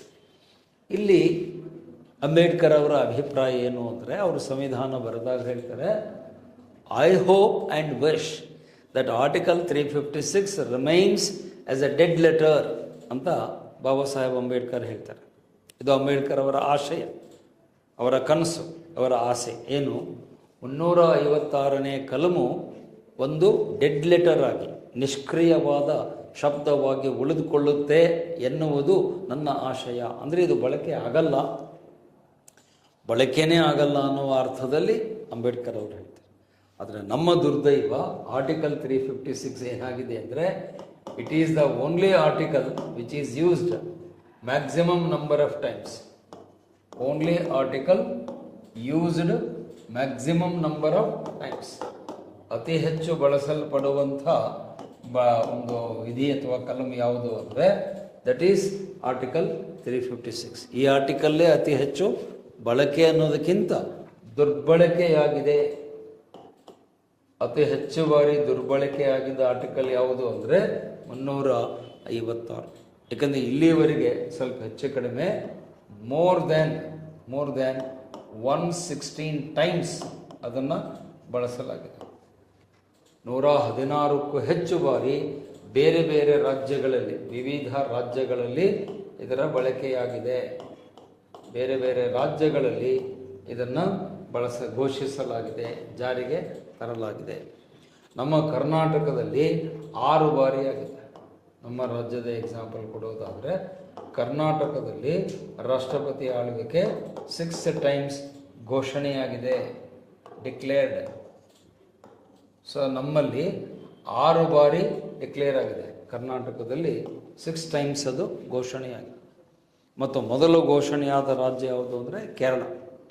First time president rule was imposed in the state of Kerala in 1959. 1959 ಕೇರಳದಲ್ಲಿ ಅದು ಜಾರಿಗೆ ಬರುತ್ತೆ. ಸೊ ಅಲ್ಲಿ EMS ನಂಬೂದಿರಿಪಾದ್ ಅಂತ CM ಇದೆ, ಕಮ್ಯುನಿಸ್ಟ್ ಪಕ್ಷದ ನಾಯಕ ಮುಖಂಡರು. EMS Namboodiripad was chief minister. ಅಲ್ಲೂ ಕೂಡ ರಾಜಕೀಯ ಕಾರಣಕ್ಕಾಗಿ ನೆಹರು ಅವರ ಸರ್ಕಾರ ಇದ್ದಾಗ ಆ ಸರ್ಕಾರವನ್ನು, ಕಮ್ಯುನಿಸ್ಟ್ ಸರ್ಕಾರವನ್ನು ಕಿತ್ತೊಗೆಯಲಾಗುತ್ತೆ. ಸೊ ಇಲ್ಲಿ ಪಾಯಿಂಟ್ ಏನು? ಯಾಕೆ ಸರ್ ರಾಜ್ಯದ ತುರ್ತು ಪರಿಸ್ಥಿತಿ ಘೋಷಣೆಯಾಗಬೇಕು ಅಂದರೆ, the point is very simple. Article ಏನು ಹೇಳುತ್ತೆ ಅನ್ನೋದನ್ನು ಗಮನ ಕೊಡಿ. ಆರ್ಟಿಕಲ್ ಇರೋದನ್ನು ಹೇಳ್ತೀನಿ. ರೀಸನ್ ಏನು, ಯಾವ ಕಾರಣಕ್ಕಾಗಿ ಘೋಷಿಸಬಹುದು ಅಂದರೆ, when there is A failure of constitutional machinery, there is breakdown of constitutional machinery. ಇದು ಸಂವಿಧಾನದಲ್ಲಿ ಬಳಸಿರುವ ಶಬ್ದ. Breakdown of constitutional machinery in a state. Constitutional machinery in a state. ಒಂದು ರಾಜ್ಯದಲ್ಲಿ ಸಂವಿಧಾನಿಕವಾದಂಥ ಒಂದು ವ್ಯವಸ್ಥೆ ಕುಸಿದು ಬಿದ್ದಾಗ, ಕಾನ್ಸ್ಟಿಟ್ಯೂಷನಲ್ ಮೆಷಿನರಿ ಅಂದರೆ ಏನು? ರಾಜ್ಯ ಸರ್ಕಾರ, CM and cabinet. CM and cabinet loses majority. ಸದನದಲ್ಲಿ ಬಹುಮತವನ್ನು ಕಳೆದುಕೊಂಡಾಗ ಅಂತ ಅರ್ಥ, ಬೇರೆ ಏನಲ್ಲ. ಒಂದು ಮುಖ್ಯಮಂತ್ರಿ ಮತ್ತು ಅವರ ಕ್ಯಾಬಿನೆಟ್ಟು ರಾಜ್ಯದಲ್ಲಿ ತನ್ನ ಬಹುಮತವನ್ನು ಕಳೆದುಕೊಂಡಾಗ, ವಿಧಾನಸಭೆಯಲ್ಲಿ ಬಹುಮತವನ್ನು ಕಳೆದುಕೊಂಡಾಗ ಅದಕ್ಕೆ ಕಾನ್ಸ್ಟಿಟ್ಯೂಷನಲ್ ಬ್ರೇಕ್ಡೌನ್ ಅಂತ ಕರೀತಾರೆ. ಸಂವಿಧಾನಿಕ ಆಡಳಿತ ಯಂತ್ರ ಕುಸಿದು ಬಿದ್ದಾಗ ಅಂತ ಆರ್ಟಿಕಲ್ ಹೇಳುತ್ತೆ. ಆವಾಗ ರಾಷ್ಟ್ರಪತಿ ಆಳ್ವಿಕೆಯನ್ನು ಮಾಡಲಿಕ್ಕೆ ಯಾರು ಶಿಫಾರಸು ಮಾಡ್ತಾರೆ ಅಂದರೆ, the governor will recommend. Governor shall recommend. ಇದನ್ನು ಶಿಫಾರಸು ಮಾಡ್ತಾರೆ. ರಾಷ್ಟ್ರಪತಿ ಆಳ್ವಿಕೆ ಹಾಕ್ರಿ ಅಂಥೇಳಿ ರೆಕಮೆಂಡ್ ಮಾಡುವ ಅಧಿಕಾರ ರಾಜ್ಯಪಾಲರಿಗಿದೆ. ಮತ್ತು ಇದು ರಾಜ್ಯಪಾಲರ ವಿವೇಚನೆಗೆ ಬಿಟ್ಟಿದ್ದು, ವಿವೇಚನಾಧಿಕಾರ. ಇದನ್ನು ನಾವು ಯಾರು ಕ್ವಶನ್ ಮಾಡಲಿಕ್ಕೆ ಬರಲ್ಲ. ರಾಜ್ಯಪಾಲರ ವಿವೇಚನಾ ಅಧಿಕಾರ, ಡಿಸ್ಕ್ರಿಷನರಿ ಪವರ್ ಅಂತ ಹೇಳ್ತಾರೆ. So under Article 356, the governor shall recommend to the president that you impose a president rule in that particular state because the chief minister has lost majority on the floor of the house. ವಿಧಾನಸಭೆಯಲ್ಲಿ ಮುಖ್ಯಮಂತ್ರಿಗಳು ಬಹುಮತವನ್ನು ಕಳ್ಕೊಂಡಿದ್ದಾರೆ, ಸರ್ಕಾರ ನಡೆಸುವ ಸ್ಥಿತಿಯಲ್ಲಿ ಅವರು ಇಲ್ಲ ಅಂತ ಸ್ಪಷ್ಟವಾದಾಗ ಮಾತ್ರ ಇದನ್ನು ಮಾಡಬೇಕು. ಅದರಲ್ಲಿ ಎರಡು ಸಂಗತಿಗಳಿವೆ. ರಾಜ್ಯಪಾಲರು ಇದನ್ನು ಘೋಷಣೆ ಮಾಡೋದಕ್ಕೆ ಮೊದಲು ಫ್ಲೋರ್ ಟೆಸ್ಟಿಂಗ್ ಮಾಡಲಿಕ್ಕೆ ಅವಕಾಶ ಮಾಡಿಕೊಡ್ಬೇಕು. ಅಲ್ಲಿ ನೀವು ರೆಫರೆನ್ಸನ್ನು ಏನನ್ನು ನೋಟಣೆ ಮಾಡಬೇಕು, ಮಾನದಂಡವಾಗಿ ಏನನ್ನು ತಗೊಳ್ಬೇಕು ಅಂದರೆ SR ಬೊಮ್ಮಾಯಿ ಪ್ರಕರಣ, SR Bommai versus union of India case, Bharat ಸರ್ಕಾರದ ವಿರುದ್ಧದ ಮೊಕದ್ದಮೆ ಪ್ರಕರಣ. ಸೊ ಇದರಲ್ಲಿ ಸುಪ್ರೀಂ ಕೋರ್ಟ್ ಏನು ಹೇಳಿದ್ದಾರೋ, ಈ ಪ್ರಕರಣದಲ್ಲಿ ಮಾನ್ಯ ಸುಪ್ರೀಂ ಕೋರ್ಟ್ ಏನು ತೀರ್ಪು ಕೊಟ್ಟಿದೆಯೋ ಇದನ್ನು ಗಮನದಲ್ಲಿ ಇಟ್ಕೋಬೇಕು ಎಲ್ಲರೂ. This is most important. ರಾಷ್ಟ್ರಪತಿ ಆಳ್ವಿಕೆ ಬಗ್ಗೆ ಯಾರೇ ಚರ್ಚೆ ಮಾಡೋದಿದ್ರು, you have to refer the SR Bommai versus union of India case in which the supreme court has given the historic verdict. ಇದು ಒಂಥರ ಐತಿಹಾಸಿಕವಾದ ತೀರ್ಪು, ಐತಿಹಾಸಿಕವಾದ ತೀರ್ಪನ್ನು ಮಾನ್ಯ ಸುಪ್ರೀಂ ಕೋರ್ಟ್ ಕೊಟ್ಟಿದೆ. ಅಲ್ಲಿ ಸುಪ್ರೀಂ ಕೋರ್ಟ್ ಏನು ಹೇಳುತ್ತೆ ಅಂದರೆ, adequate opportunity should be given for the chief minister to prove his majority on the floor of the house. ಮುಖ್ಯಮಂತ್ರಿಗಳು ತಮ್ಮ ಬಹುಮತವನ್ನು ಸಾಬೀತುಪಡಿಸುವುದಕ್ಕೆ ಸೂಕ್ತ ಕಾಲಾವಕಾಶವನ್ನು ರಾಜ್ಯಪಾಲರು ಕೊಡಬೇಕು, ಅವಕಾಶ ಮಾಡಿಕೊಡ್ಬೇಕು.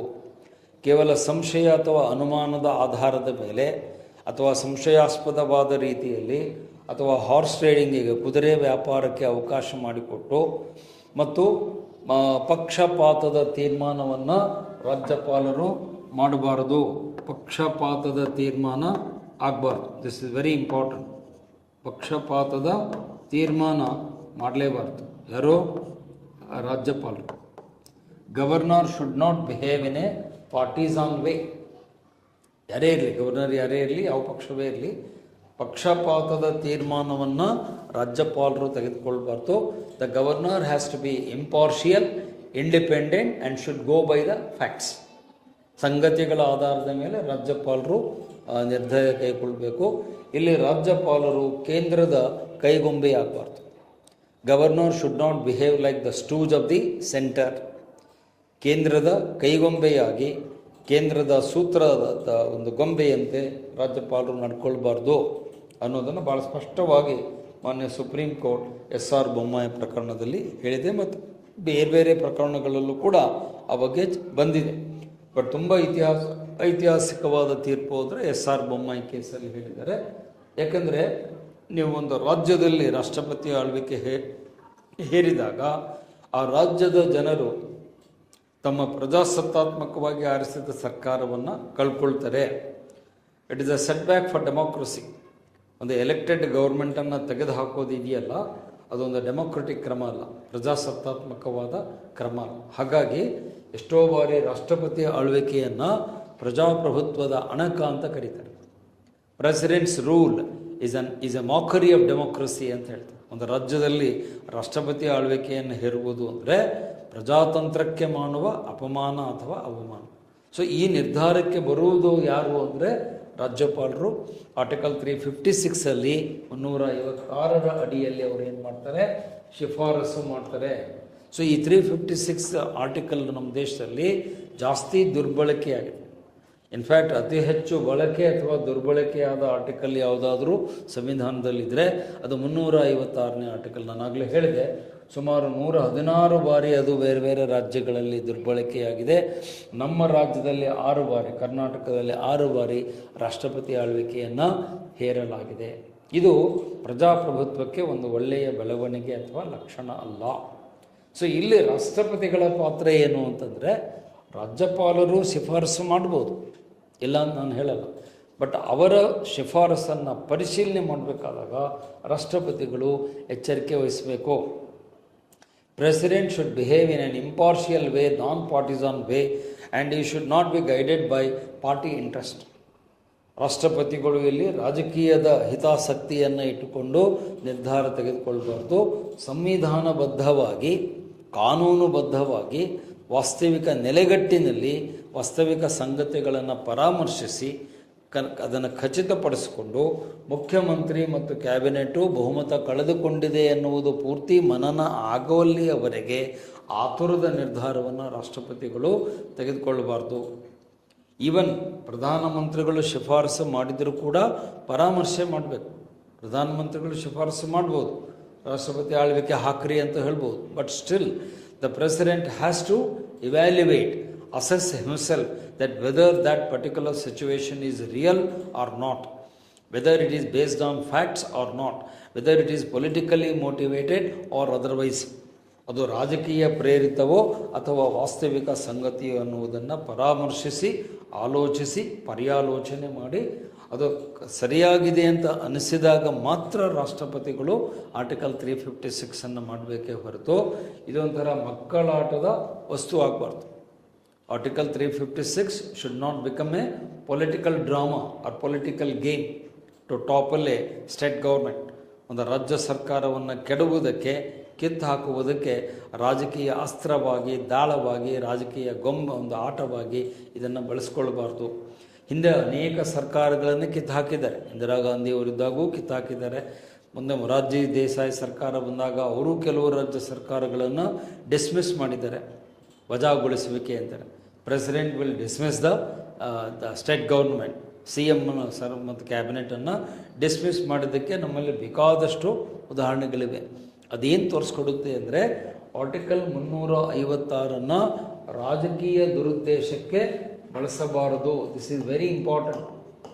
ರಾಜಕೀಯ ಪ್ರೇರಿತವಾಗಿ ಮತ್ತು ದುರುದ್ದೇಶಕ್ಕೆ ಬಳಸಬಾರದು. This is very very important. ದುರುದ್ದೇಶ ಇರಬಾರದು. ಇದನ್ನು ನೀವು ನೆನಪಿಟ್ಕೋಬೇಕು. ಈ ಆರ್ಟಿಕಲ್ನಲ್ಲಿ ಇರೋದು this is the key point. ರಾಜಕೀಯ ಪ್ರೇರಿತ ದುರುದ್ದೇಶ ಇಟ್ಟುಕೊಂಡು 356 ಯಾರೂ ಬಳಸಬಾರದು. ಯಾವ ಪಕ್ಷವೇ ಅಧಿಕಾರದಲ್ಲಿರಲಿ, ಕಾಂಗ್ರೆಸ್ ಇರಲಿ, BJP ಇರಲಿ, ಮತ್ತೆ ಯಾರೇ ಅಧಿಕಾರಕ್ಕೆ ಬರಲಿ, ಕೇಂದ್ರದಲ್ಲಿ 356 ರಾಜಕೀಯ ದುರುದ್ದೇಶಕ್ಕೆ ಬಳಸ್ಕೋಬೇಡಿ. Please don't use or misuse article 356 for political game. Political manipulation ಮಾಡಲಿಕ್ಕೆ, ಗೇಮಿಂಗ್ ಮಾಡಲಿಕ್ಕೆ ಯಾರೂ ಬಳಸ್ಕೊಳ್ಬಾರ್ದು. ಅದು ಸಂವಿಧಾನದ ಆಶಯಕ್ಕೆ ವಿರುದ್ಧವಾಗುತ್ತೆ ಮತ್ತು ಪ್ರಜಾತಂತ್ರಕ್ಕೆ ಮಾಡುವ ಘೋರ ಅವಮಾನ ಮತ್ತು ಅಪಚಾರ ಆಗುತ್ತೆ. ಸೊ ಇದನ್ನು ಗಮನದಲ್ಲಿಟ್ಕೊಂಡು ರಾಷ್ಟ್ರಪತಿಯವರು ತಮ್ಮ ಅಧಿಕಾರ ಬಳಸಬೇಕು. ಪ್ರಧಾನಿಯವರು ಹೇಳಿದರು ಅಂದ ತಕ್ಷಣ ಆತುರಾತುರವಾಗಿ ರಾಷ್ಟ್ರಪತಿ ಆಳ್ವಿಕೆಯನ್ನು ಹೇರಬಾರ್ದು. ಅಲ್ಲಿ ಲೀಗಲ್ ಕನ್ಸಲ್ಟೇಷನ್ ಮಾಡಬೇಕು, ಪರಾಮರ್ಶೆ ಮಾಡಬೇಕು, ಅಟಾರ್ನಿ ಜನರಲ್ ಅವ್ರನ್ನ ಕರೆಸ್ಕೋಬೇಕು, ಲೀಗಲ್ ಒಪಿನಿಯನ್ ತೊಗೋಬೇಕು, ಮತ್ತು ರಾಜ್ಯಪಾಲರೊಂದಿಗೆ ಮಾತುಕತೆ ಮಾಡಬೇಕು. ಅದು ವಸ್ತುಸ್ಥಿತಿ ಹೌದೋ ಅಲ್ವೋ ಅನ್ನೋದನ್ನು ನೋಡಬೇಕು. ಅದೆಲ್ಲ ಮಾಡಿ ಅಂತಿಮವಾಗಿ ಸತ್ಯ ಸಂಗತಿಗಳಿದ್ದರೆ ನೀವು ಮಾಡಬೇಕು. ಮತ್ತು ಇಲ್ಲೂ ಕೂಡ ರೂಲ್ಸ್ ಏನು, ಈ ಥರ ರಾಷ್ಟ್ರಪತಿ ಆಳ್ವಿಕೆ ಹಾಕಿದಾಗ ಅದರ ಅವಧಿ ಬಂದು 6 months, 6 ತಿಂಗಳಿಗೆ ಮಾತ್ರ ಅದು ಸೀಮಿತ. ಯಾವುದೇ ಎಮರ್ಜೆನ್ಸಿ 6 ತಿಂಗಳಿಗೆ ಮಾತ್ರ ಇರುತ್ತೆ. ಅದಾದಮೇಲೆ ಮತ್ತೆ ಮುಂದೆ ಏನಾಗುತ್ತೆ, ಚುನಾವಣೆ ಘೋಷಣೆಯಾಗುತ್ತೆ, ಎಲೆಕ್ಷನ್ಸ್ಗಳು ಘೋಷಣೆಯಾಗುತ್ತೆ. ಹೊಸ ಚುನಾವಣೆಯನ್ನು ಮಾಡಿ ಹೊಸ ಸರ್ಕಾರವನ್ನು, ಹೊಸ CM, ಹೊಸ ಕ್ಯಾಬಿನೆಟು ಅಧಿಕಾರಕ್ಕೆ ಬರುತ್ತೆ. ಸೊ ಇದು ರಾಷ್ಟ್ರಪತಿಯ ಆಳ್ವಿಕೆ 356 ಅಂತ ಬಂದಾಗ ನೆನಪಲ್ಲಿ ಇಟ್ಕೊಳ್ಬೇಕಾದಂತಹ ಸಂಗತಿ. ಇನ್ನು ಇದಾದ ನಂತರ ಇನ್ನೊಂದು ಕೊನೆಯ ತುರ್ತು ಪರಿಸ್ಥಿತಿ ಬರುತ್ತೆ. ಅದನ್ನು ಹೇಳಿ ಚರ್ಚೆಯನ್ನು ಮುಕ್ತಾಯಗೊಳಿಸ್ತೇನೆ. ಆರ್ಟಿಕಲ್ 360 ಏನಿದೆ, ಇದು 3ನೇ ಪ್ರಕಾರದ ತುರ್ತು ಪರಿಸ್ಥಿತಿ. ಅದನ್ನು ಫೈನಾನ್ಷಿಯಲ್ ಎಮರ್ಜೆನ್ಸಿ ಅಂತ ಕರೀತಾರೆ. ಆರ್ಥಿಕ ತುರ್ತು ಪರಿಸ್ಥಿತಿ, ಫೈನಾನ್ಷಿಯಲ್ ಎಮರ್ಜೆನ್ಸಿ, ಹಣಕಾಸು ತುರ್ತು ಪರಿಸ್ಥಿತಿ ಅಂತ ಹೇಳ್ತೀವಿ. ಇಲ್ಲಿ ಇಂಪಾರ್ಟೆಂಟ್ ವಿಷಯ ಏನು ಅಂದರೆ, ಇಲ್ಲಿವರೆಗೆ ನಾವು ಇದನ್ನು ಘೋಷಣೆ ಮಾಡಿಲ್ಲ. ಹಣಕಾಸು ತುರ್ತು ಸ್ಥಿತಿ, ಇಲ್ಲಿಯವರೆಗೆ ಹಣಕಾಸು ತುರ್ತು ಸ್ಥಿತಿಯನ್ನು ಭಾರತದಲ್ಲಿ ಘೋಷಣೆ ಮಾಡಿಲ್ಲ. ಎಮರ್ಜೆನ್ಸಿ ಇಲ್ಲಿಯವರೆಗೆ ಭಾರತದಲ್ಲಿ ಘೋಷಣೆಯಾಗಿಲ್ಲ. ಈವರೆಗೆ ಘೋಷಣೆಯಾಗಿಲ್ಲ ಅಥವಾ ಬಳಕೆಯಾಗಿಲ್ಲ. ನೀವಲ್ಲಿ ಎಕ್ಸಾಂಪಲ್ ಅಂತ ಹೇಳಿಬಿಡ್ರಿ. ನಮಗೆ ಹುಡುಗರಿಗೆಲ್ಲವನ್ನು ಎಕ್ಸಾಂಪಲ್ ಅಂತ ಹೇಳಿ ರೂಢಿ ಇರುತ್ತೆ. ಸೋ ಫಾರ್ ಈ ಆರ್ಟಿಕಲ್ ಬಳಕೆಯಾಗಿಲ್ಲ. ನೆನ್ಪಿಟ್ಕೊಳ್ಳಿ, this is very very important. In fact ಸಂವಿಧಾನ ಜಾರಿಗೆ ಬಂದಾಗಿಂದ ಬಳಕೆಯಾಗದ ಆರ್ಟಿಕಲ್ ಯಾವುದು ಅಂತ ನಿಮಗೆ ಎಕ್ಸಾಮ್ನಲ್ಲಿ ಕೇಳಿದರೆ ನೀವು ಆರ್ಟಿಕಲ್ 360 ಅಂತ ಹೇಳಬೇಕು. 366ನೇ ಕಲಮನ್ನು ನಾವು ಇವತ್ತಿನವರೆಗೂ ಬಳಕೆ ಮಾಡಿಲ್ಲ, ಘೋಷಣೆ ಮಾಡಿಲ್ಲ. Till today, as on today, ಈ ಕ್ಷಣದವರೆಗೂ ನಾವು ಎಮರ್ಜೆನ್ಸಿ, ಫೈನಾನ್ಷಿಯಲ್ ಎಮರ್ಜೆನ್ಸಿಯನ್ನು ಮಾಡಿಲ್ಲ. ಸೊ ಇಲ್ಲಿ ಕಾರಣ ಏನು, ಎಮರ್ಜೆನ್ಸಿಯನ್ನು ಯಾಕೆ ಮಾಡ್ತಾರೆ ಅಂತಂದರೆ, the reason for that is the credit of India is under threat. Credit of India is under threat. ನಿಮ್ಮ ದೇಶದ ಆರ್ಥಿಕ ಪರಿಸ್ಥಿತಿ ಏನಿದೆ ಅದು ಅಪಾಯಕ್ಕೊಳಗಾಗಿದೆ, ಕ್ರೆಡಿಟ್ ಆಫ್ ಇಂಡಿಯಾ. ಅಥವಾ your economy is in crisis.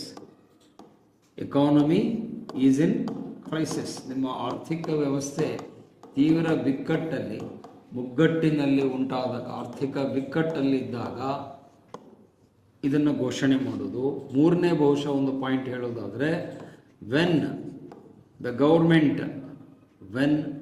Government becomes bankrupt, ಅದು ಬ್ಯಾಂಕ್ರಪ್ಟ್ ಆಗುವಂಥ ಸ್ಥಿತಿಯನ್ನು ತಲುಪಿದಾಗ, ಬ್ಯಾಂಕ್ರಪ್ಟ್ ಅಂದರೆ ದಿವಾಳಿ ಆಗುವುದು, ದಿವಾಳಿಯ ಪರಿಸ್ಥಿತಿ, ದಿವಾಳಿ ಎದ್ದಾಗ ಅಂತ ಹೇಳ್ತಾರೆ ಅದಕ್ಕೆ.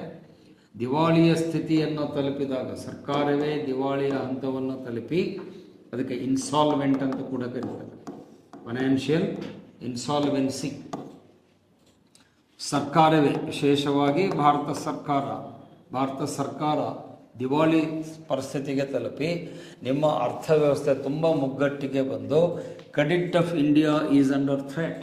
ನಿಮ್ಮ ದೇಶದ ಆರ್ಥಿಕತೆ, ಹಣಕಾಸು ವ್ಯವಹಾರಗಳು ಮಾಡುವುದು ಕೆಟ್ಟ ಪರಿಸ್ಥಿತಿಯನ್ನು ತಲುಪಿದಾಗ, ನಿಭಾವಣೆ ಮಾಡಲಾರ್ದಂಥ ಪರಿಸ್ಥಿತಿ ಬಂದಾಗ ರಾಷ್ಟ್ರಪತಿಯವರು ಇದನ್ನು ಘೋಷಣೆ ಮಾಡ್ತಾರೆ. ಇದು ಕೂಡ ಇದರ ಅವಧಿ ಸಾಮಾನ್ಯವಾಗಿ 6 ತಿಂಗಳು. ಹಾಗೆ 6 ತಿಂಗಳ ಅವಧಿಗೆ ಇದು ಘೋಷಣೆಯಾಗುತ್ತೆ. ಮುಂದೆ ಅವಶ್ಯಕತೆ ಇದ್ದರೆ ಎಕ್ಸ್ಟೆಂಡ್ ಮಾಡ್ಬೋದು, ಎಕ್ಸ್ಟೆಂಡೆಬಲ್. ಎಲ್ಲ ತುರ್ತು ಪರಿಸ್ಥಿತಿಗಳು ನಾನು ಹೇಳಿದ್ದೀನಿ ಆರಂಭಿಕ 6 ತಿಂಗಳ ಅವಧಿಗೆ ಮಾತ್ರ ಇರ್ತವೆ.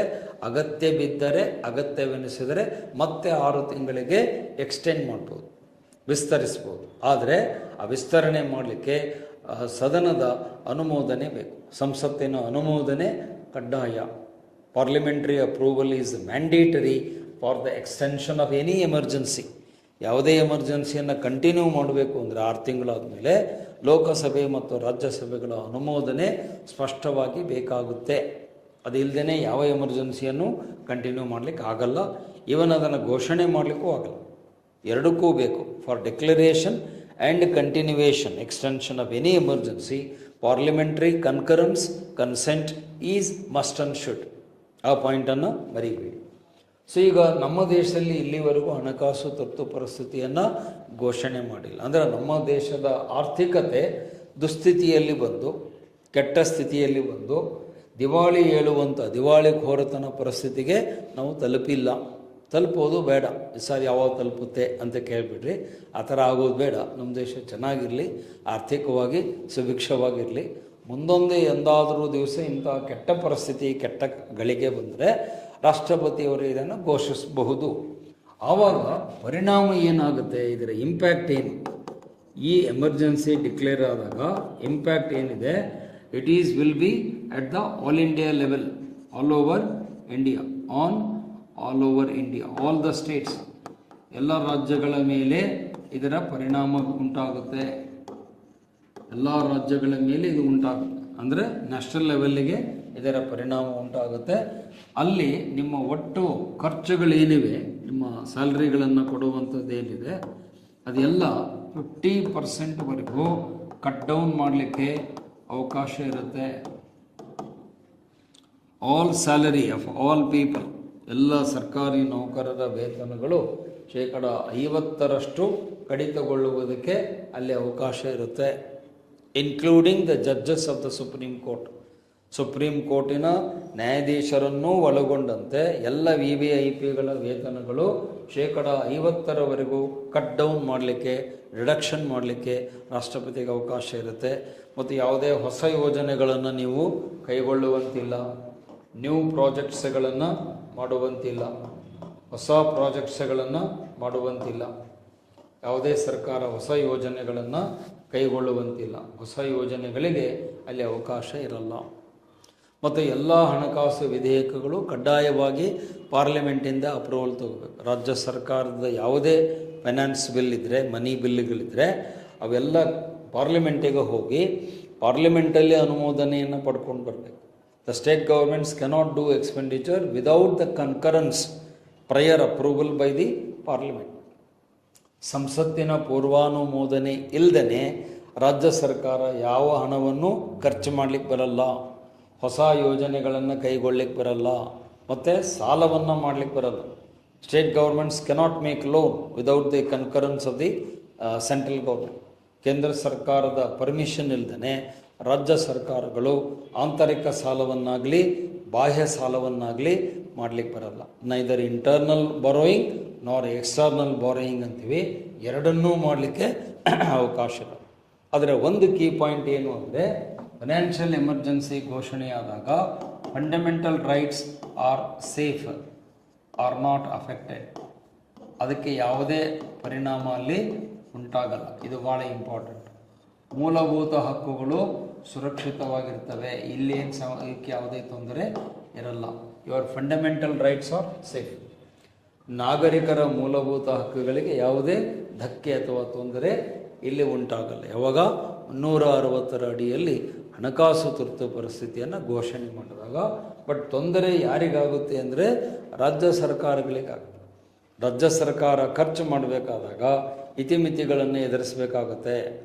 ಅಲ್ಲಿ ಲಿಮಿಟಿಂಗ್ ಹಾಕ್ತಾರೆ, ಸೀಲಿಂಗ್ ಹಾಕ್ತಾರೆ, ಇಷ್ಟಕ್ಕಿಂತ ಹೆಚ್ಚು ಖರ್ಚು ಮಾಡಬಾರ್ದು ಅಂತ. ಮತ್ತು ನಿಮಗೆ ಕೇಂದ್ರದಿಂದ ಬರ್ತಕ್ಕಂಥ ಅನುದಾನ ಏನಿದೆ, ಗ್ರಾಂಟ್ಸ್ ಇನ್ ನೀಡ್, ಅದು ಕಡಿಮೆ ಆಗಬಹುದು. ಮತ್ತು ಯಾವುದೇ ಹೊಸ ಯೋಜನೆಗಳನ್ನ, ಪ್ರಾಜೆಕ್ಟ್ಗಳನ್ನು ಕೈಗೊಳ್ಳುವಂತಿಲ್ಲ. And you cannot raise loans, no raising of loans. ಸಾಲ ಎತ್ತುವಳಿಯ ಮೇಲೆ ನಿರ್ಬಂಧ ಆಗುತ್ತೆ. No raising of loans. ನೀವು ಸಾಲ ಎತ್ತುವಳಿಯನ್ನು ರಾಜ್ಯ ಸರ್ಕಾರಗಳು ಮಾಡುವಂತಿಲ್ಲ, ಸಾಲ ಮಾಡಲಿಕ್ಕೆ ನಿಮಗೆ ಅವಕಾಶ ಇಲ್ಲ.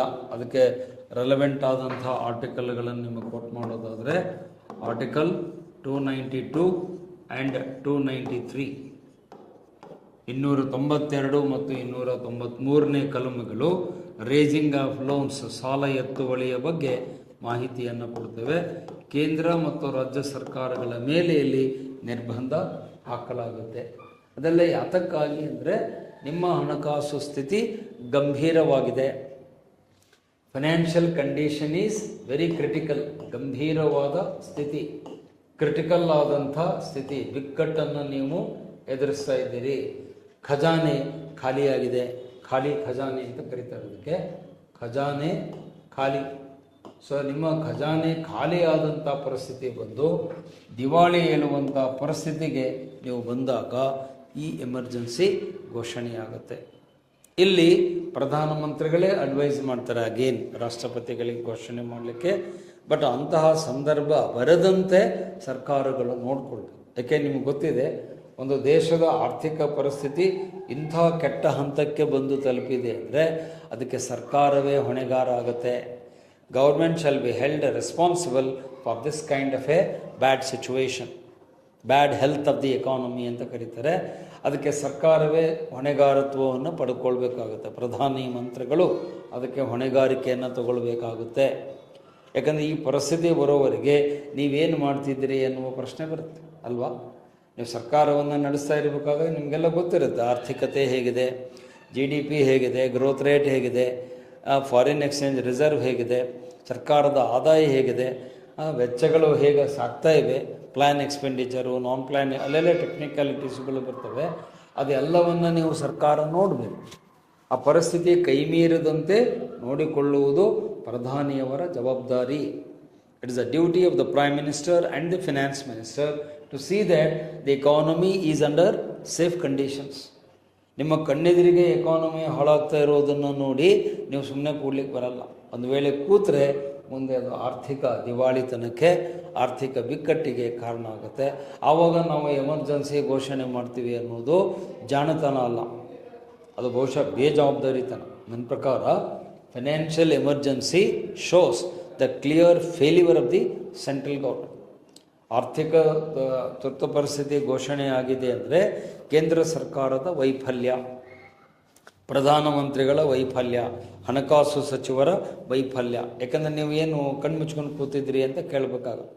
ಇಷ್ಟೆಲ್ಲ ಆಗೋಲ್ಲಿವರೆಗೆ what the government is doing, ಪರಿಸ್ಥಿತಿ ಕೈಮೀರಿ ಹೋಗಿ ನಿಮಗೆ ಸಾಲದ ಹೊರೆಯಾಗಿ, ಸಾಲದ ಬಲೆಯಲ್ಲಿ ಸಿಕ್ಕಾಕೊಂಡು, ಡೆತ್ ಟ್ರ್ಯಾಪ್ ಅಂತಾರೆ, ಸರ್ಕಾರ ಸಾಲದ ಬಲೆಯಲ್ಲಿ ಸಿಕ್ಕಾಕೊಳ್ಳುತ್ತೆ. ನೀವು ಸಾಲದ ಬಲೆಯಲ್ಲಿ ಬಿದ್ದು ಮುಳುಗು ಹೋಗುವಂಥ ಸ್ಥಿತಿ ಬಂದಾಗ ನೀವೇನು ಮಾಡ್ತೀರಿ ಅಂತ ಪ್ರಶ್ನೆ ಕೇಳಬೇಕಾಗುತ್ತೆ. What the government is doing. ಅಲ್ಲಿವರೆಗೆ ನೀವೇನು ಕಣ್ಮುಚ್ಕೊಂಡು ಕೂತಿದ್ರಾ, ವೆರ್ ಕ್ಲೋಸ್ಡ್ ಯುವರ್ ಐಸ್ ಅಂತ ಕೇಳಬೇಕಾಗುತ್ತೆ. ಆದ್ದರಿಂದ ಸಾಮಾನ್ಯವಾಗಿ ಫೈನಾನ್ಷಿಯಲ್ ಎಮರ್ಜೆನ್ಸಿ ಬರುವ ಸಾಧ್ಯತೆ ಕಡಿಮೆ. 99% the financial emergency will not arise because you have to monitor the situation. ಆರ್ಥಿಕ ಸ್ಥಿತಿಗತಿಗಳನ್ನು ನಿರಂತರವಾಗಿ ಮಾನಿಟರ್ ಮಾಡೋದರಿಂದ ಇದು ಉದ್ಭವ ಆಗುವ ಸಾಧ್ಯತೆ ಬಹಳ ಕಡಿಮೆ ನನ್ನ ಪ್ರಕಾರ. ಮುಂದೊಂದು ವೇಳೆ ಎಂದೋ ಒಂದು ದಿವಸ ಭವಿಷ್ಯದಲ್ಲಿ ಘೋಷಣೆ ಆದರೆ ಅವಾಗ ಆರ್ಟಿಕಲ್ 360 ಅಡಿಯಲ್ಲಿ ರಾಷ್ಟ್ರಪತಿಗಳು ಘೋಷಣೆ ಮಾಡ್ತಾರೆ. ಬಟ್ ನಾನು ಆಶಿಸ್ತೇನೆ ಭಾರತಕ್ಕೆ ಇಂತಹ ಒಂದು ಸನ್ನಿವೇಶ ಬಾರದೇ ಇರಲಿ. Let's hope and pray that India does not get this kind of a bad situation where Article 360 has to be declared. ಇಂಥ ಒಂದು ಕೆಟ್ಟ ಅವಕಾಶ ರಾಷ್ಟ್ರಪತಿಗಳಿಗೆ ಬರೋದು ಬೇಡ. ಇಂಥ ಒಂದು ದುಸ್ಥಿತಿ ಅಥವಾ ದೌರ್ಭಾಗ್ಯ ರಾಷ್ಟ್ರಪತಿಗಳಿಗೂ ಬರೋದು ಬೇಡ, ಪ್ರಧಾನಮಂತ್ರಿಗಳಿಗೂ ಬರೋದು ಬೇಡ.